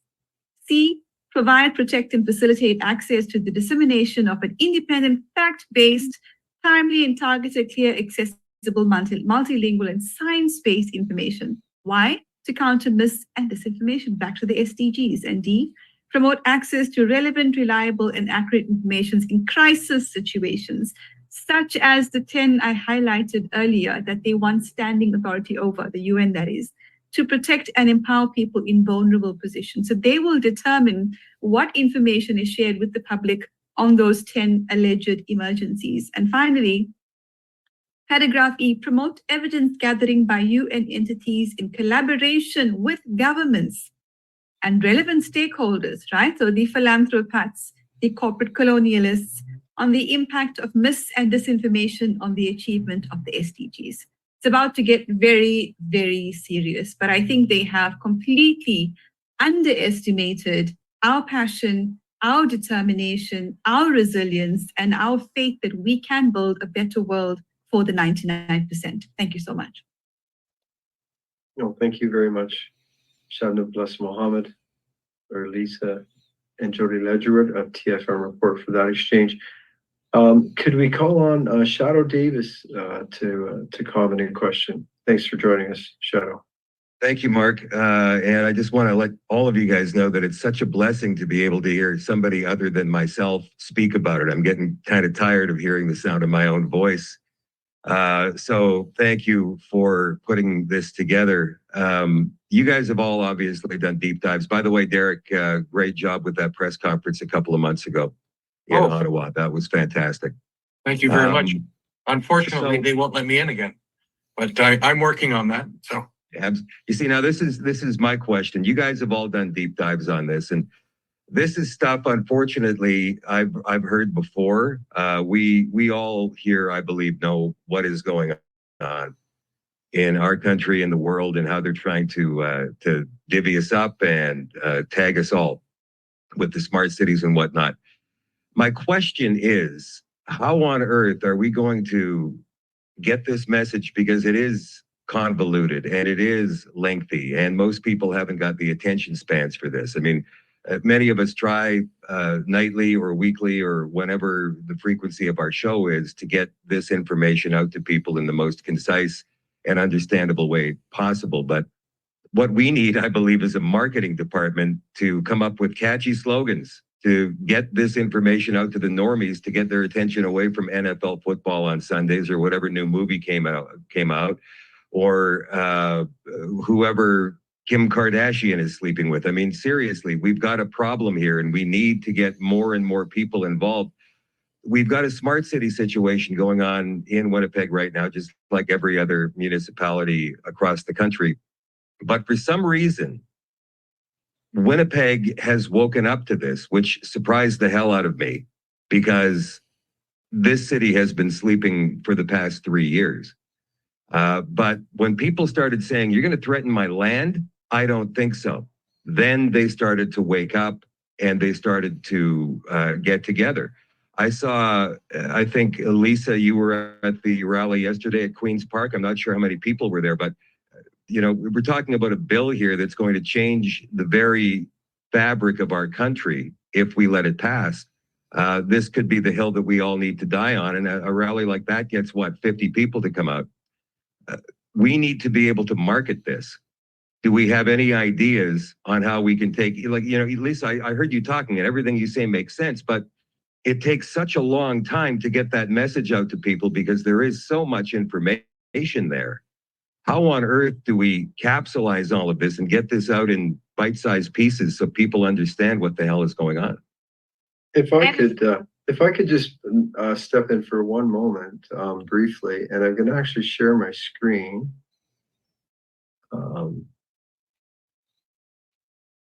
If I may, forgive me for a brief pause to do that. Can you all see the screen here? Yep. Mm-hmm.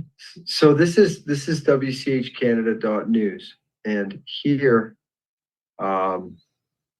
that's pretty much the full article on it. So an effort has been made to condense it, and now here we have the cross-pollinating group of trusted real media, as I would describe them, as opposed to dinosaur media. You guys here with us today to disseminate this, and then within this, really working on excellent work that was already done. And this is standforhealthfreedom.com. Another great asset we have in Canada. And you can see they've got this down to a very condensed message and very easy to take action. So whether one goes to standforhealthfreedom.com or WCHCanada.news, you're going to get something concise. And then, you know, Shadow and the others here, you yourselves are wordsmiths. And what I think is that the combination of your many platforms, and that's why we're coming forward to have press conferences like this with real media, that this is the sort of the growing church and the other is shrinking because of just how, you know, it's become a propaganda machine. So that's my first offering, and then I'd love to turn the mic over to Lisa, who was ready to comment on this also. Okay, so I have a vision that we create ambassadors of action. Okay, the idea is that all of Canada can be described as a grid.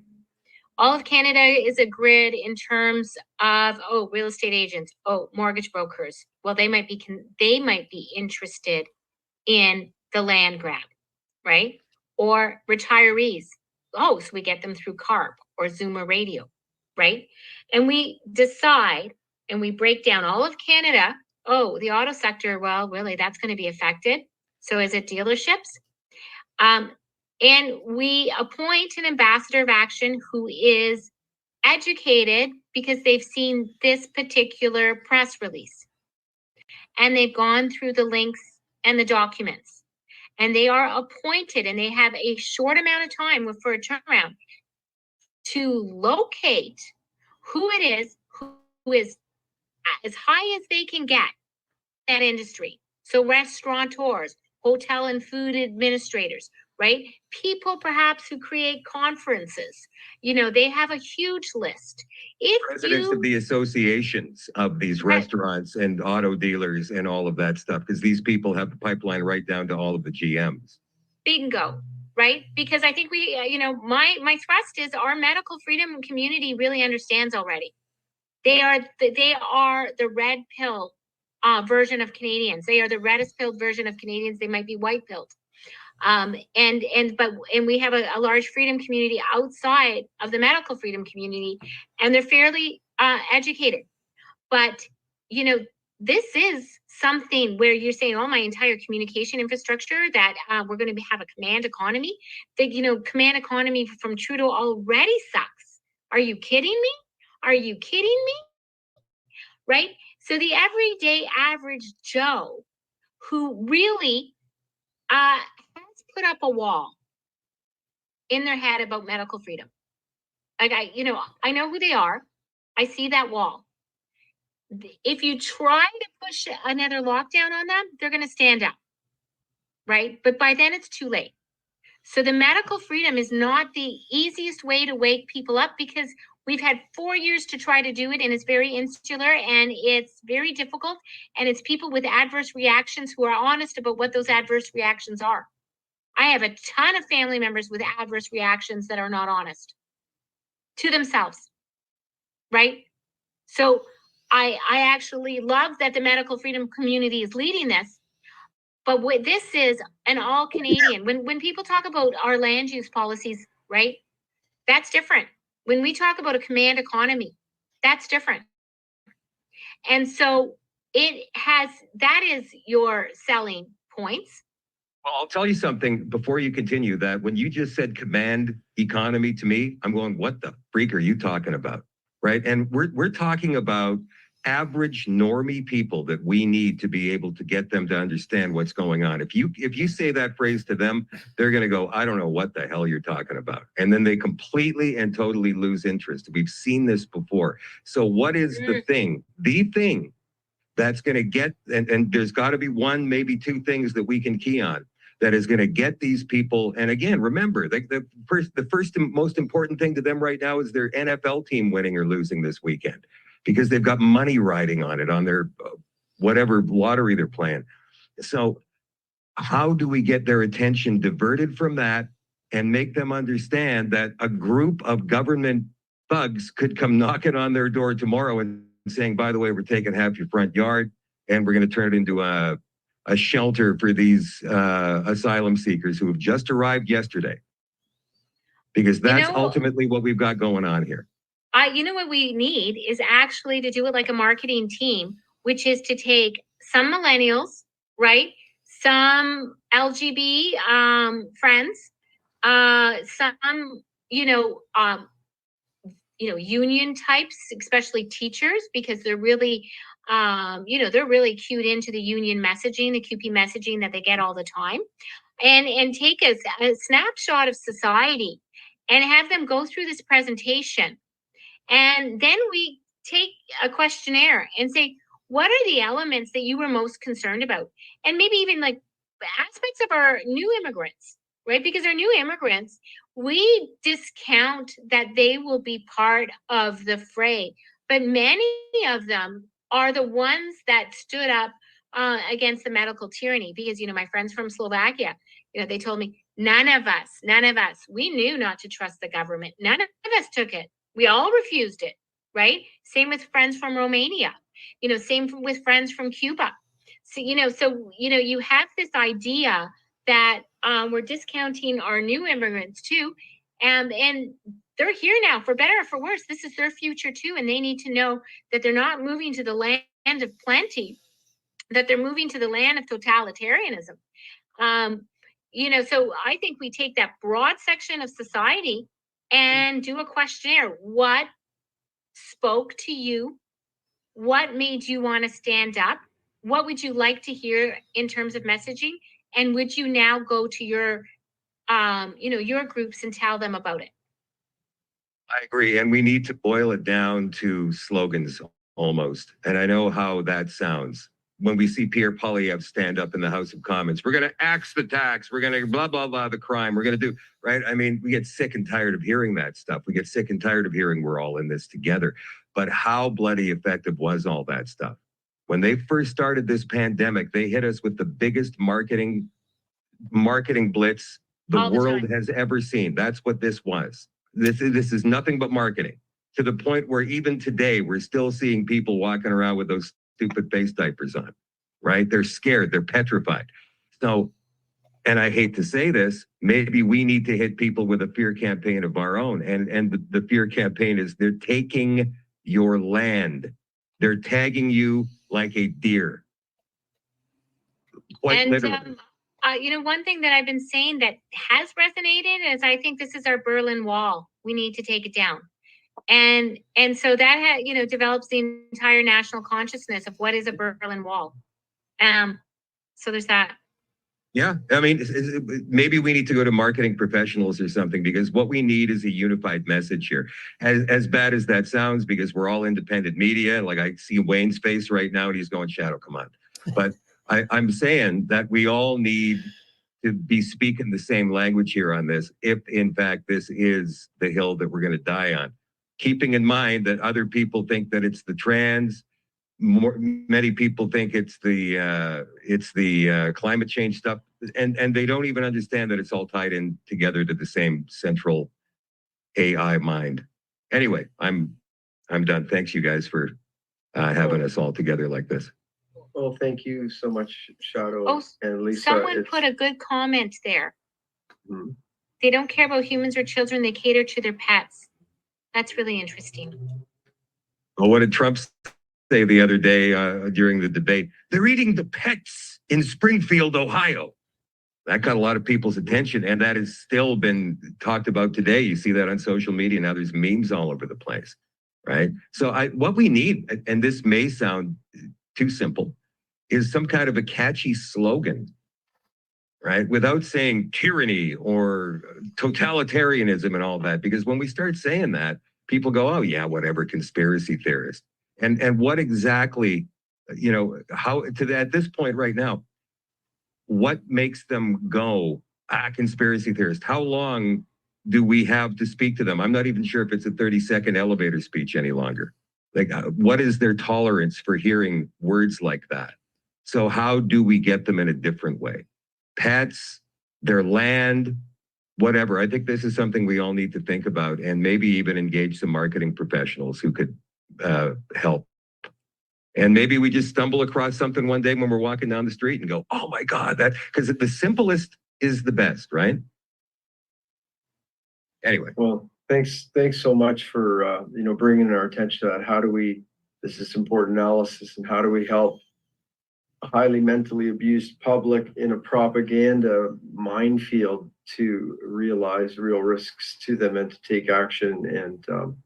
And I think what we're doing right now is certainly a big step on that. And the fact that each of us has different audiences and people that we're able to communicate in that dialect. And I think the cross-pollinating and the coming together, given our time frame, is one big element of that. We've got some more questions, and I wonder. I'm gonna go to the next question from someone who hasn't asked one yet, and then continue in our process. So Chris Fleck, also of TFM Report, thanks for joining us, and love to hear your comment and question. Hey, thanks everybody. It's less of a question and more of a comment. You have a strange, one of the aspects of this echo, bill, Chris. the most egregious aspects, is that there is no framework. It is just very loosely put out there with no guidance whatsoever, which means that most egregious aspect of this bill is also our greatest strength. As a proud member of the authentic media, as we're gonna start coining it now, we endeavor to tell the truth. We endeavor to fact check. We endeavor to make sure that our opinions aren't biased. But I think in this particular case, we've got freedom in the sense that this bill has left it open to interpretation. So if we're out there talking about this bill, we can go with whatever we want to on what this bill could potentially do. And that means you can pull the rails off. You don't have to prove that they're going to lock you up in a 15-minute city or they're going to lock you up in a quarantine camp. You can just say, this leaves it open for that interpretation. If that's how I interpret it, it's left open that way. So one of the greatest strengths in this is the fact that the rails have come off and we can just present this bill in whatever way we want. And we don't actually need experience or a hard data set, because they haven't provided that yet. It's open to whoever is going to interpret that down the road. So we can interpret it however we want. And there's a great power in that as you go forward. That's interesting. I'd like to hear what others and Lisa have to think about that. But yeah, it does seem that this bill says, in case of anything, we can do anything to anything. And yeah, that's wide open. I do want to caution us on one point, which is that sometimes there's frustration with the lag of a large part of the population, because we have to remember there's been a major psychological operation over the last 4 years. Our population has been mentally abused and chemically abused as well. So, but what really is our strength is that we are factual, and that we really go to the information and analysis. And I know sometimes, people say, well, are we preaching to the choir? Well, I think, being integral to our deep understanding of things as they've always important. And I think a lot of people are catching up, and the body count of the medical assault that just happened. And we see the plummeting trust of the public in, for instance, their doctors, unfortunately, with rare exceptions. I'm proud to be one of a group right now on certain subjects. I think we have some good place to move forward. Does anyone want to comment, Lisa, otherwise on that question before I go to Derek? So thanks again. I agree. I agree that we if we do that, we're going to also find out what messages resound. Like, what I am surprised about is that how sustained the messaging continues to be in our media. Rebel News has covered this twice. Wayne's covered it more than once. Sorry, I can't share my video right now. And so what it is engaging Canadians. Canadians do suspect something is wrong, and we're pointing the direction to them. We're saying this is what's wrong. And so because we get to say this is the issue, this is where to look, they trust us now. They trust us because we've been right on every conspiracy out there. So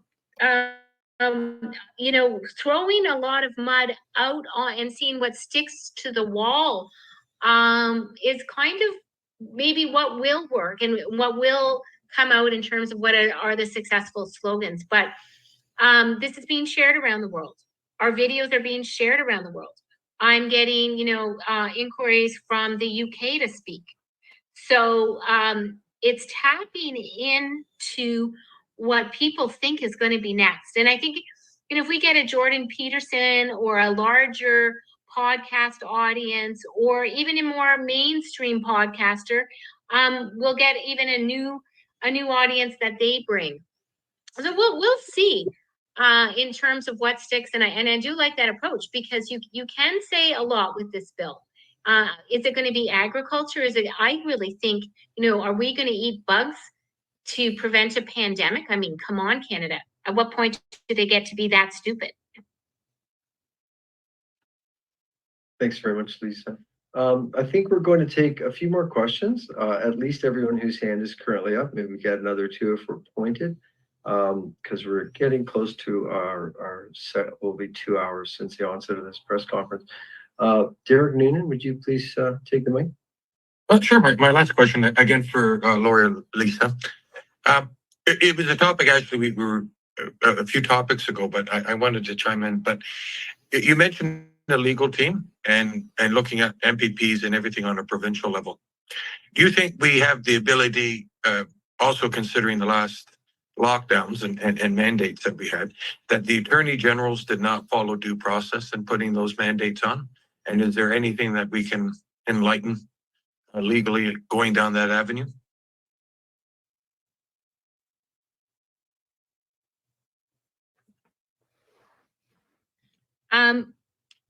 In respect of the attorneys general, I don't have a specific comment with respect to that.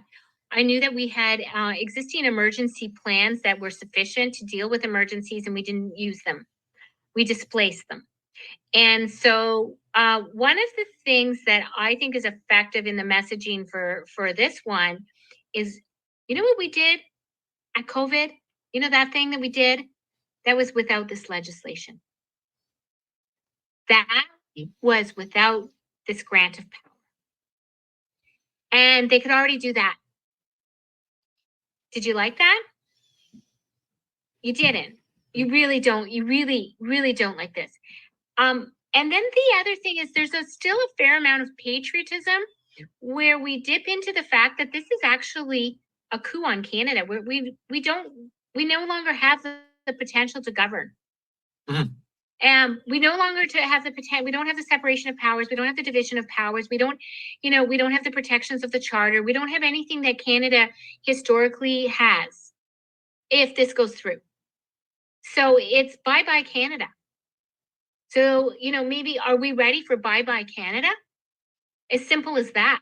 Are we ready to say goodbye to Canada through this bill? And Dr. Sam Dubé says, no, we're not. Yeah, I saw him shake his hand. We're not going to say goodbye to Canada. And so, maybe that takes the people watching the hockey game and go, yeah, well, no, I'm not going to say goodbye to Canada. And hi, Teresa Tam. Yeah, we need a legal team. We need a marketing team. We need to take it next level. But people still want more information about this bill. Everywhere I see in my inbox now, places where I've never talked about it are talking about it. Thank you very much, Lisa and Derek. Wayne Peters. A couple of things that I've come to understand perhaps a little bit better throughout this conversation even as well. But Dr. Hodgkinson said it right from the beginning, that this was the greatest assault on an unsuspecting and innocent society in the history of humanity. I would further that to say that this was the biggest act of terrorism on innocent and unsuspecting societies. And what did they learn? If you listen to Climate Barbie, she says that once you have your talking points, even if it's a lie, you scream them, get them down pat, scream them loud enough and long enough, and they become the truth. That is what they learned. That is what they loved. And as you correctly stated, they were able to do so much.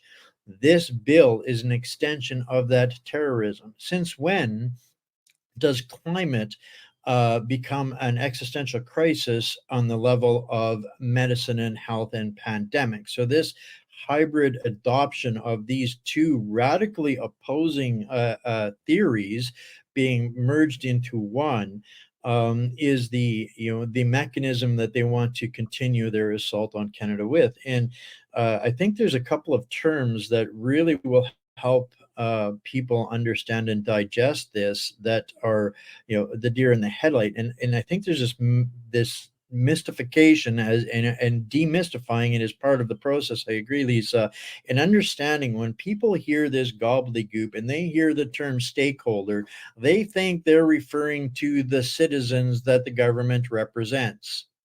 And that is absolutely not the case. The stakeholder is the public-private partnership arranged with said entities.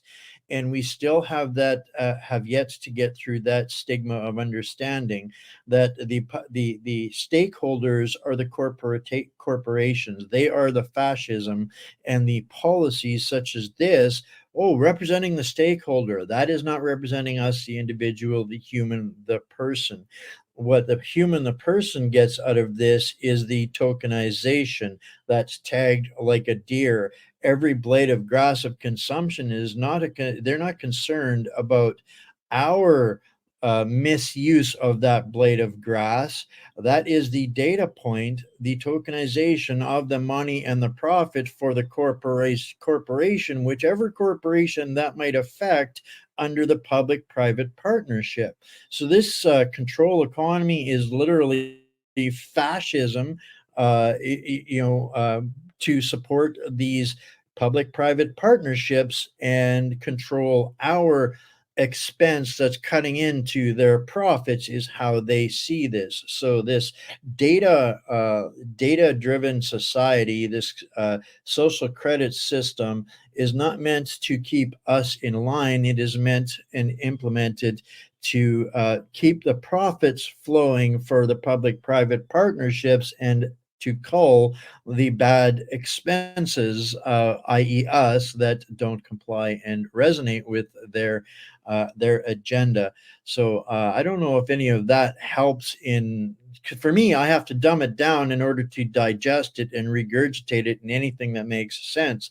But that is the point and purpose. This bill is an extension of terrorism, specifically designed to be arbitrary so that they can assault us for any method that threatens the public-private partnership corporate that is the actual participant that they are referring to in that bill and law. It is not we the people that are the participants. It is whatever agency is in partnership with the command and control structure. So that's kind of my takeaway from all of this. Hope that helps.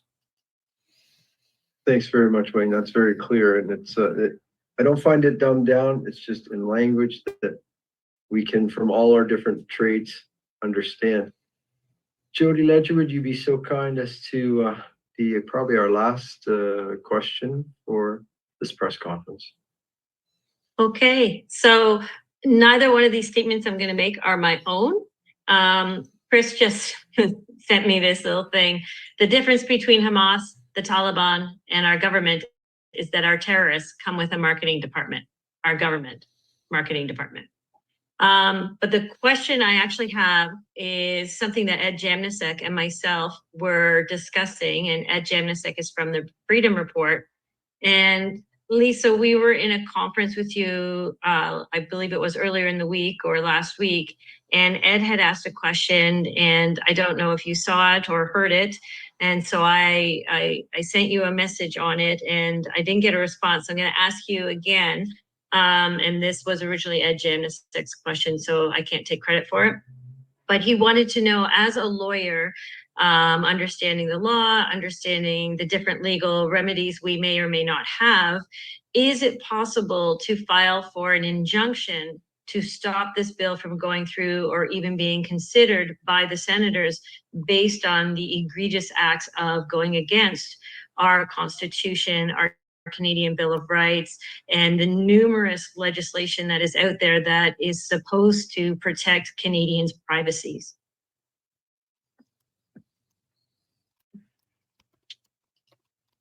All of my analysis has been a first principled analysis as a concerned citizen that, comes with the years of experience as a lawyer that I've had. So I've had 24 years of a lawyer. But to investigate a specific question of law, I would have to sit down and devote many, many hours to it. What I can tell you is that the Constitution is set up so that the premiers right now, they can go to court right now and stop this bill. We have how many premiers? Can Scott Moe do this right in Saskatchewan? Can Danielle Smith do this? Right? So it doesn't matter which premier goes up, then the others can join. So right now, this can be stopped with a premier. A premier with courage can go and stop this. And so if they understand the agenda and they get this, they can go and stop this. In terms of individual rights, normally, my concern is normally you have to have a fact pattern that shows your rights are infringed. You have to wait till the statute does what it does. And my worry about that is that because it's with the WHO, they're going to use these powers as they declare they're fake. And when that comes, your interpretation, they say with Section 1, well, that's a reasonable infringement on your rights because this is an emergency situation. So what you're doing is you're gaming the system. So in my view, what we'd have is a very novel case that we're saying, you are terminating Canada. You're terminating Canada. You're terminating Canada with a bill, and I need a remedy. I need a remedy. My right to be a citizen in Canada. You're attacking my right to be a citizen. You're separating me from the benefits of my citizenship. You're separating me from my Constitution. You're separating me from every right I have under the Charter and every freedom. And therefore, I need a remedy. So even if it's novel, even if we haven't encountered this before, when I went to law school, the Constitution is a living tree. What that means, if I establish that I have a right under the Constitution, I need a remedy. Now give it to me. Give it to me. I want my remedy. But my analysis is if something terminates Canada, how can it be something that isn't void? Or how can it be something that isn't treason? A contract, legislation is a type of contract, right? So a contract to terminate the country should be an invalid contract ab initio.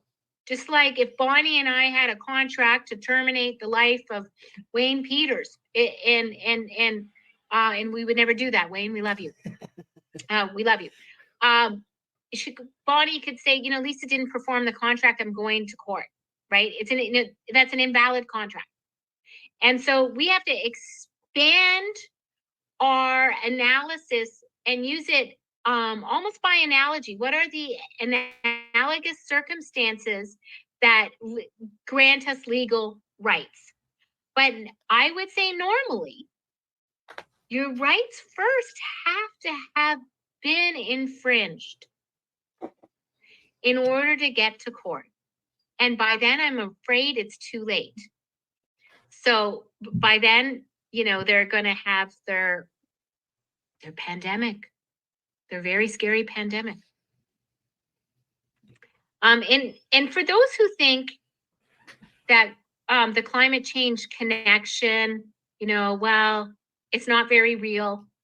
It is very real. They do try to put climate change as front and center for preventing pandemic. And this is their one sentence I want, you guys to leave with. This is Harvard, and this is public health at Harvard. As the planet heats up, animals big and small on land and sea are headed to the poles to get out of the heat. That means animals are coming into contact with other animals they normally wouldn't. That creates an opportunity for pathogens to get into new hosts. Many of the root causes of climate change also increase the risk of pandemics. So really, and I can drop that in the chat, it's not far afield. The climate emergency, the grabbing of your land because of climate, the 15-minute cities because of climate. That's all involved in this bill. And that's how they connect it. You have to stop the pandemic from the animals running north. Well, thanks very much, Lisa. I guess if millions of dollars of taxpayers' money funneled illegally into gain-of-function research to create viral bioweapons, if that ever fails to produce something, they can always wait for a sunny day in the north to chase a polar bear into a squirrel and tick the whole thing off. Gotta be it. With this bill, they won't have to wait. That's their point. They can make it up as they go. Yeah. Well, this has been an excellent press conference, folks. Wherever you're watching this, whatever platform, we intend, along with this video, to have links to things we've spoken about, to have links for each of the authentic journalists involved in this press conference. Right now at WCHcanada.news, you can find very actionable steps that you can take regarding Bill C-293 and regarding the UN Summit of the Future, both urgent issues for Canadians. Along with the duty of chairing this, I guess I get to make a concluding thought or two. And as a legally lay person, it seems very clear to me, especially after the last 4 years, that we have hostile foreign entities, which would include the UN, the WHO, and the WEF. It is clear that they have agents operating within high offices of both government and industry in Canada and elsewhere. And the list of crimes committed by these persons, in my opinion, includes everything from malfeasance to negligence to coercing of medical assault. And at this point, treason and really premeditated mass murder when you look that they're still pushing these injections, for instance.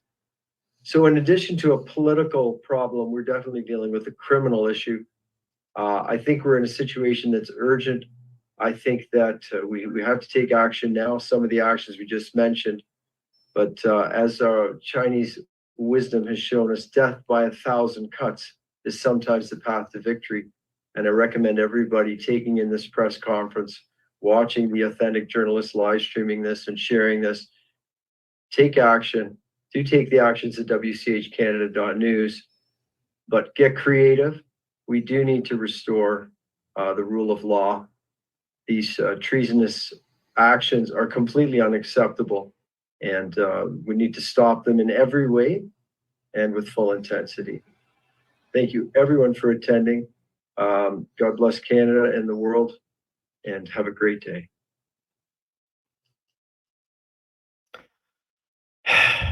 And there you have it, folks.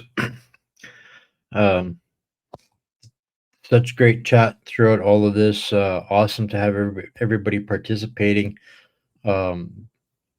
This was kind of, I guess, this was an advanced screening. Nobody streamed this live. It will be going out tomorrow on World Council for Health Canada.news, as well as probably Dr. Trozzi, and multitudes of streams and platforms by the participants that took part in all of this today. So look for this stuff, guys. And so the idea is to build something, and the hashtag ScrapC293 is something that helps create on the multiple platforms. It helps create a search engine. So when you go into the search on the platforms, you can literally find all the updated information. And the point of this is to start something that doesn't stop, even though the Senate might do what they're going to do. We have mountains of growing evidence that of the corruption, and that too will come to a head at some point.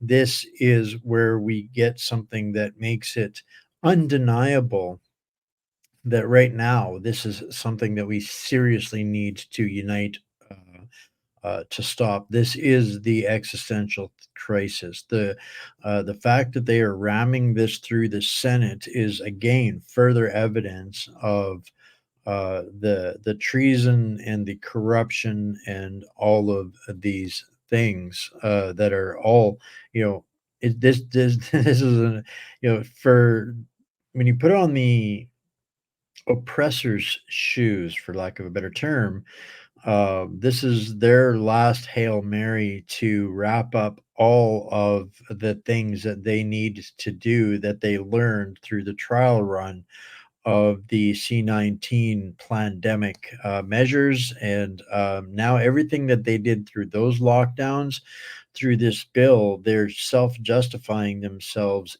Anything that they can possibly dream up as a justification to implement whatever measure is required for to satisfy the public-private partnership behind whatever agency needs to take the control of whatever crisis that they dream up. So that is in as deep of an analysis as we can, really do right now. And I look forward to this whole thing becoming, the water cooler talk of everything. This needs to be as significant a discussion as Springfield, Ohio, in Canada, particularly. So, regardless of what the Senate does, Senate's going to do what Senate's going to do. At the end of the day, sooner or later, it's all only going to matter what we, the people, do. So this distraction of election charade that's been going on is merely that, a distraction to keep us focused from the things that are, you know, the top priority. And we can talk about this. There's a question here. I'll answer questions if I see a question mark behind them and it's something that I can touch on. Do you think it will be signed? So here's the deal right now. As of this moment in time, it's gone through another reading in the Senate. It's I think up for another one tomorrow. Regardless, Senate's going to do what Senate's going to do. The point is that all of the members of Parliament, the ones that we put to the faces of so-called democracy in Canada, have let it go past them. So it's not in their jurisdiction anymore unless we make it so. Right. So even if they pass it, it would take some time to go through royal ascension and some of the other steps along the way. So we've got a little bit of time to unite around this. If Canadians can unite around one form of a demand of negotiation that doesn't get thrown out as being ultra radical, far right wing, racist, misogynist, homophobic, whatever the case might be, which this bill provides us endless opportunity to find fault with this. So the MPs thought they could slide it through. It didn't happen. We're on to them. And regardless, at the end of the day, here's the thing about laws. Small groups of people dream them up, put them on paper, then they agree upon them, and then they agree to enforce upon these rules. And through implied consent, they become laws, and we abide by them. At any point in time, when the court of public opinion adjourns to say no, in significant force and effect through the proper channels and means, those laws can be rescinded at any stage of the government. So this is where we need the united effort in a civil fashion to put out this fire immediately. And here's the reason why I think that this one is so important, because this one has the opportunity to show us what Canada is really made of again. This one is, on a magnitude of 10, the cause of what's triggered the initial lockdown mandates. This is 1,000 reasons for more lockdown mandates if this becomes law through the next steps of the process. So if the initial lockdown mandates weren't bad enough for you, imagine what happens when an elephant sneezes on the North Pole. right? So that's the point of this. If we can't unite on this singular cause and purpose and force every single elected official to be addressing this, we do that incessantly through some of the mechanisms that we provided here and started here to introduce you here today. These are preformed letters, guys. These are preformed. I'll pull some of both of these sites up for you guys and show you what this is about. Just give me a second here, guys.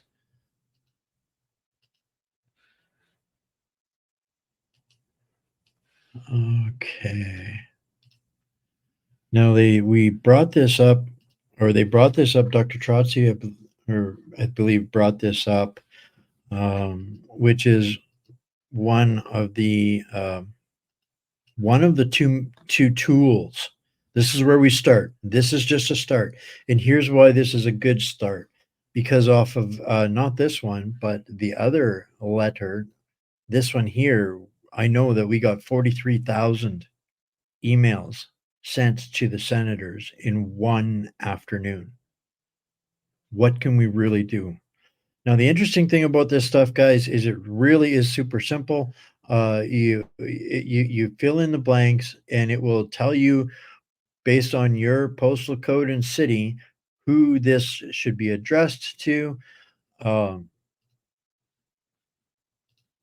just going to skip through that so we can. Hopefully nobody catches that. But anyway, this tells me who my elected senators are, and it gives you a pre-written letter that you can just put it, you can just send it out and submit it, done in 30 seconds, or you can edit it and make it your own. Make it specific.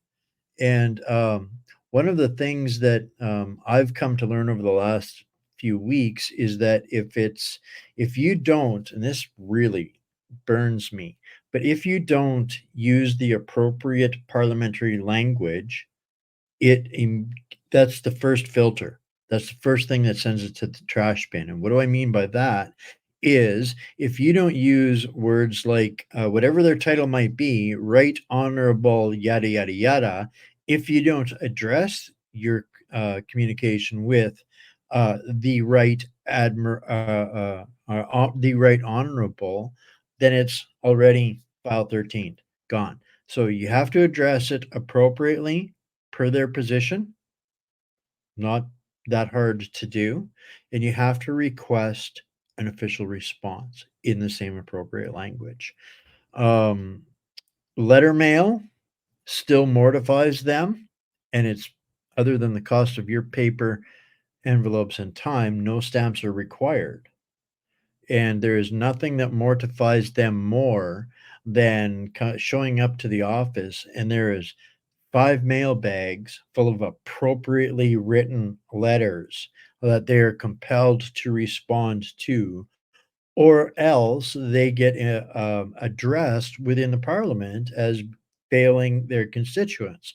So there's some rules to this game that we can leverage. And this is what we're hoping to begin the process of through so many of the authentic media contributors that are trusted across Canada taking part in that today. So you're going to see a whole lot of people talking about some of these kinds of things. And right now is the time to do this, because right now they think that they're convincing us to put their butts back in those same seats again, right? Well, maybe they have a surprise coming. Maybe we have to tell them in no uncertain terms that perhaps the non-confidence vote isn't just about carbon taxes, Mr. Pierre Poilievre. It's about what the hell are we doing to stop this bill and this insanity. This is the stuff that we need to be forcing this election upon, and every single one of these parties and these members of parliament. And so these preformed letters are a really great way, and this is 2 of them. Stand for health freedom. Use them, burn them down, use them up daily, right? There's that all it does is take a little bit of your time, right? And convert them to print, put them in an envelope, start firing them off, no stamps required, right? So this is, you know, if people understand the gravity, they came to Ottawa in February in Canada of all times to manifest the greatest demonstration and public expression of peace, love, and faith in their country and democracy.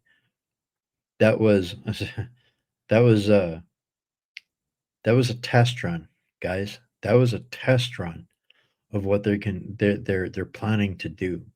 And so while we still can, before C-63 comes up next, right behind Bill C-293 abomination, we, the people, have to take control of the narrative, the discussion, and what the priorities are. That's on us. They're not making it easy. Nobody's going to make it easy for us to unite. That's that's not, they're not interested in that. So this is going to take some work for us. This is a great place to start. This press conference was phenomenal in providing everybody exactly what you need to know to go forth and resist peacefully within the means.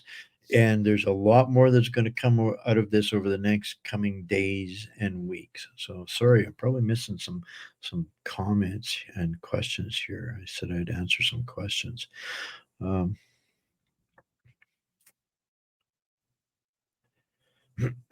Yeah, if we don't, we can kiss everything goodbye. If we don't, can't find one thing to agree upon, we will, Canada will end with us squabbling over a bazillion other things that they have manufactured for us to fight about. Scrap C-293, that's where I'm starting with this. Absolutely. Yeah, scrap Bill C-293. The closer we can get to a consensus on using that, the better. Many thanks to everybody that spoke tonight. This is the beginning of something beautiful. I think I'm very inspired by this. This is just the beginning. If you weren't here at the beginning, I talked about another event looking forwards to that's starting to come together. Look for a 24-hour worldwide simul-stream event, guys. This is something that we're getting to take part in, coming up for, I think, November 1st. You know, sorry, I have missed so many comments. I don't see a whole lot of questions here, guys. I don't want to make this too long with me just babbling away at the end of all of this. This was already 2.5 hours. Wow. I hope you guys have got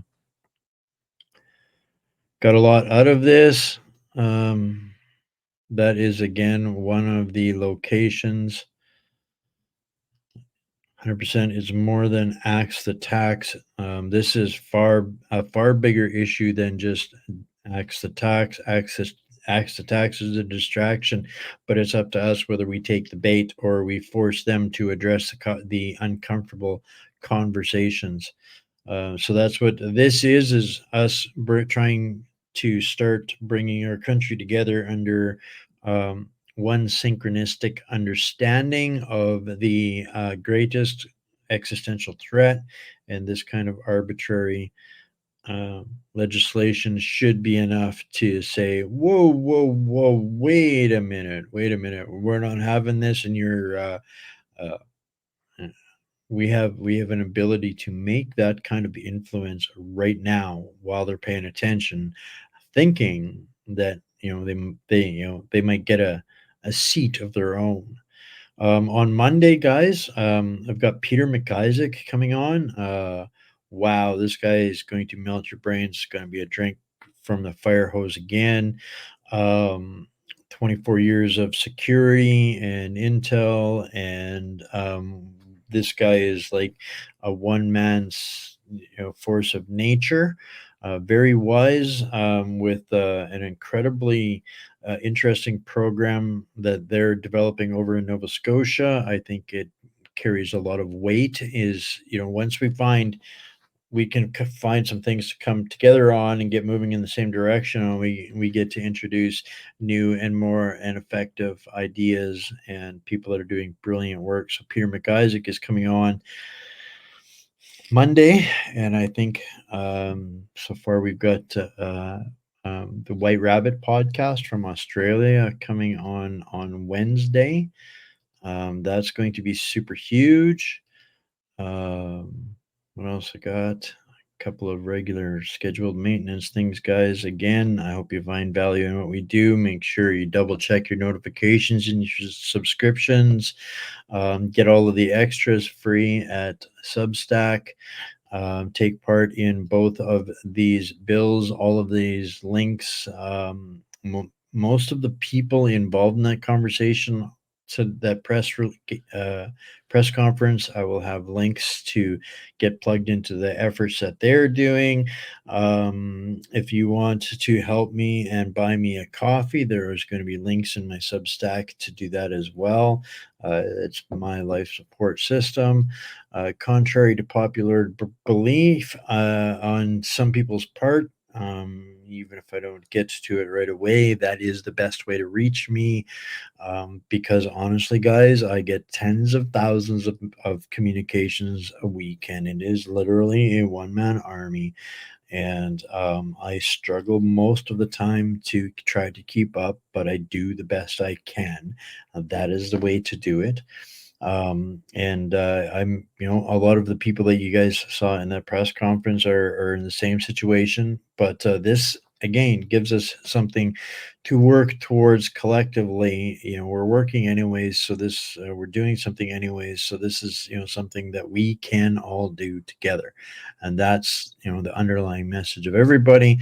So whether it's me or Shadow or Dr. Trozzi or Chris and Jody at TFM Report, there so many of these people are the unsung shoulders, the unsung giants that so much of the people in Canada depend on in these battles and fights. So support them all. The ones that you trust, support them. There's so many things out there screaming and clamoring for your money. Support the people that are working as hard as the ones in that. It ended up being a 3-hour meeting. So a lot afterwards. This was a multiple time thing. So these people are committing a lot of time and work into this. So support them, support whoever it is that you trust and go to every single day. If you want to help me, this is the best way to do it. That donate at whatsupcanada.org is where less comes off the top for the big guys. God bless the PayPals and the buy me a coffees, but they take more than what a direct donation does. So that's the best way to do that. If you want to help me keep doing these kinds of things and keeping it free for everybody else out there, the other alternative is for I think it's 50 cents a show. You can subscribe for $8 a month on Substack voluntarily. Nothing is ever behind a paywall. That is the end of all of my babbling and ranting, and I think the paramount fight of our day and time, and we're just getting started. So I'm looking forward to what we can do as a country again. Now is the time to bring it together again. And I think we have a great opportunity brewing here, thanks to the tireless efforts of some of the warriors that you guys got introduced to tonight, and we'll get plugged into tomorrow and carry on. Tally-o. Tomorrow here is Bankers Bandit, Bullion, and Buck with Bryce. Again, regular Friday programming. And again, big stuff next week. I love you guys all. What do I got? What am I going to go out with here? It's late. We only have a couple of partners with this program. Tomorrow is New World Precious Metals with Bryce, and tonight I'm going to play you out with one of our other partners. Another one of the unsung. And if there's companies that you want to work with that are they might be big companies, but they're still doing things for, the right reasons. This is one of them. There's a lot more to this other than just an outro play out, but take some time when you're just sitting with a coffee and you don't have anything to do. Scroll the Patriot Switch page on the whatsupcanada.org website, and don't be shy to ask some questions about whatever you might see in this last minute, because there's some really great people that we work with, and if nothing else, it's a great conversation with some more new friends and patriots. All right. So I love you all. See you same time, same place, 7 p.m. Eastern time tomorrow. God bless. Stay mighty, my fellow patriots, warriors, prisoners, and hostages. We got this.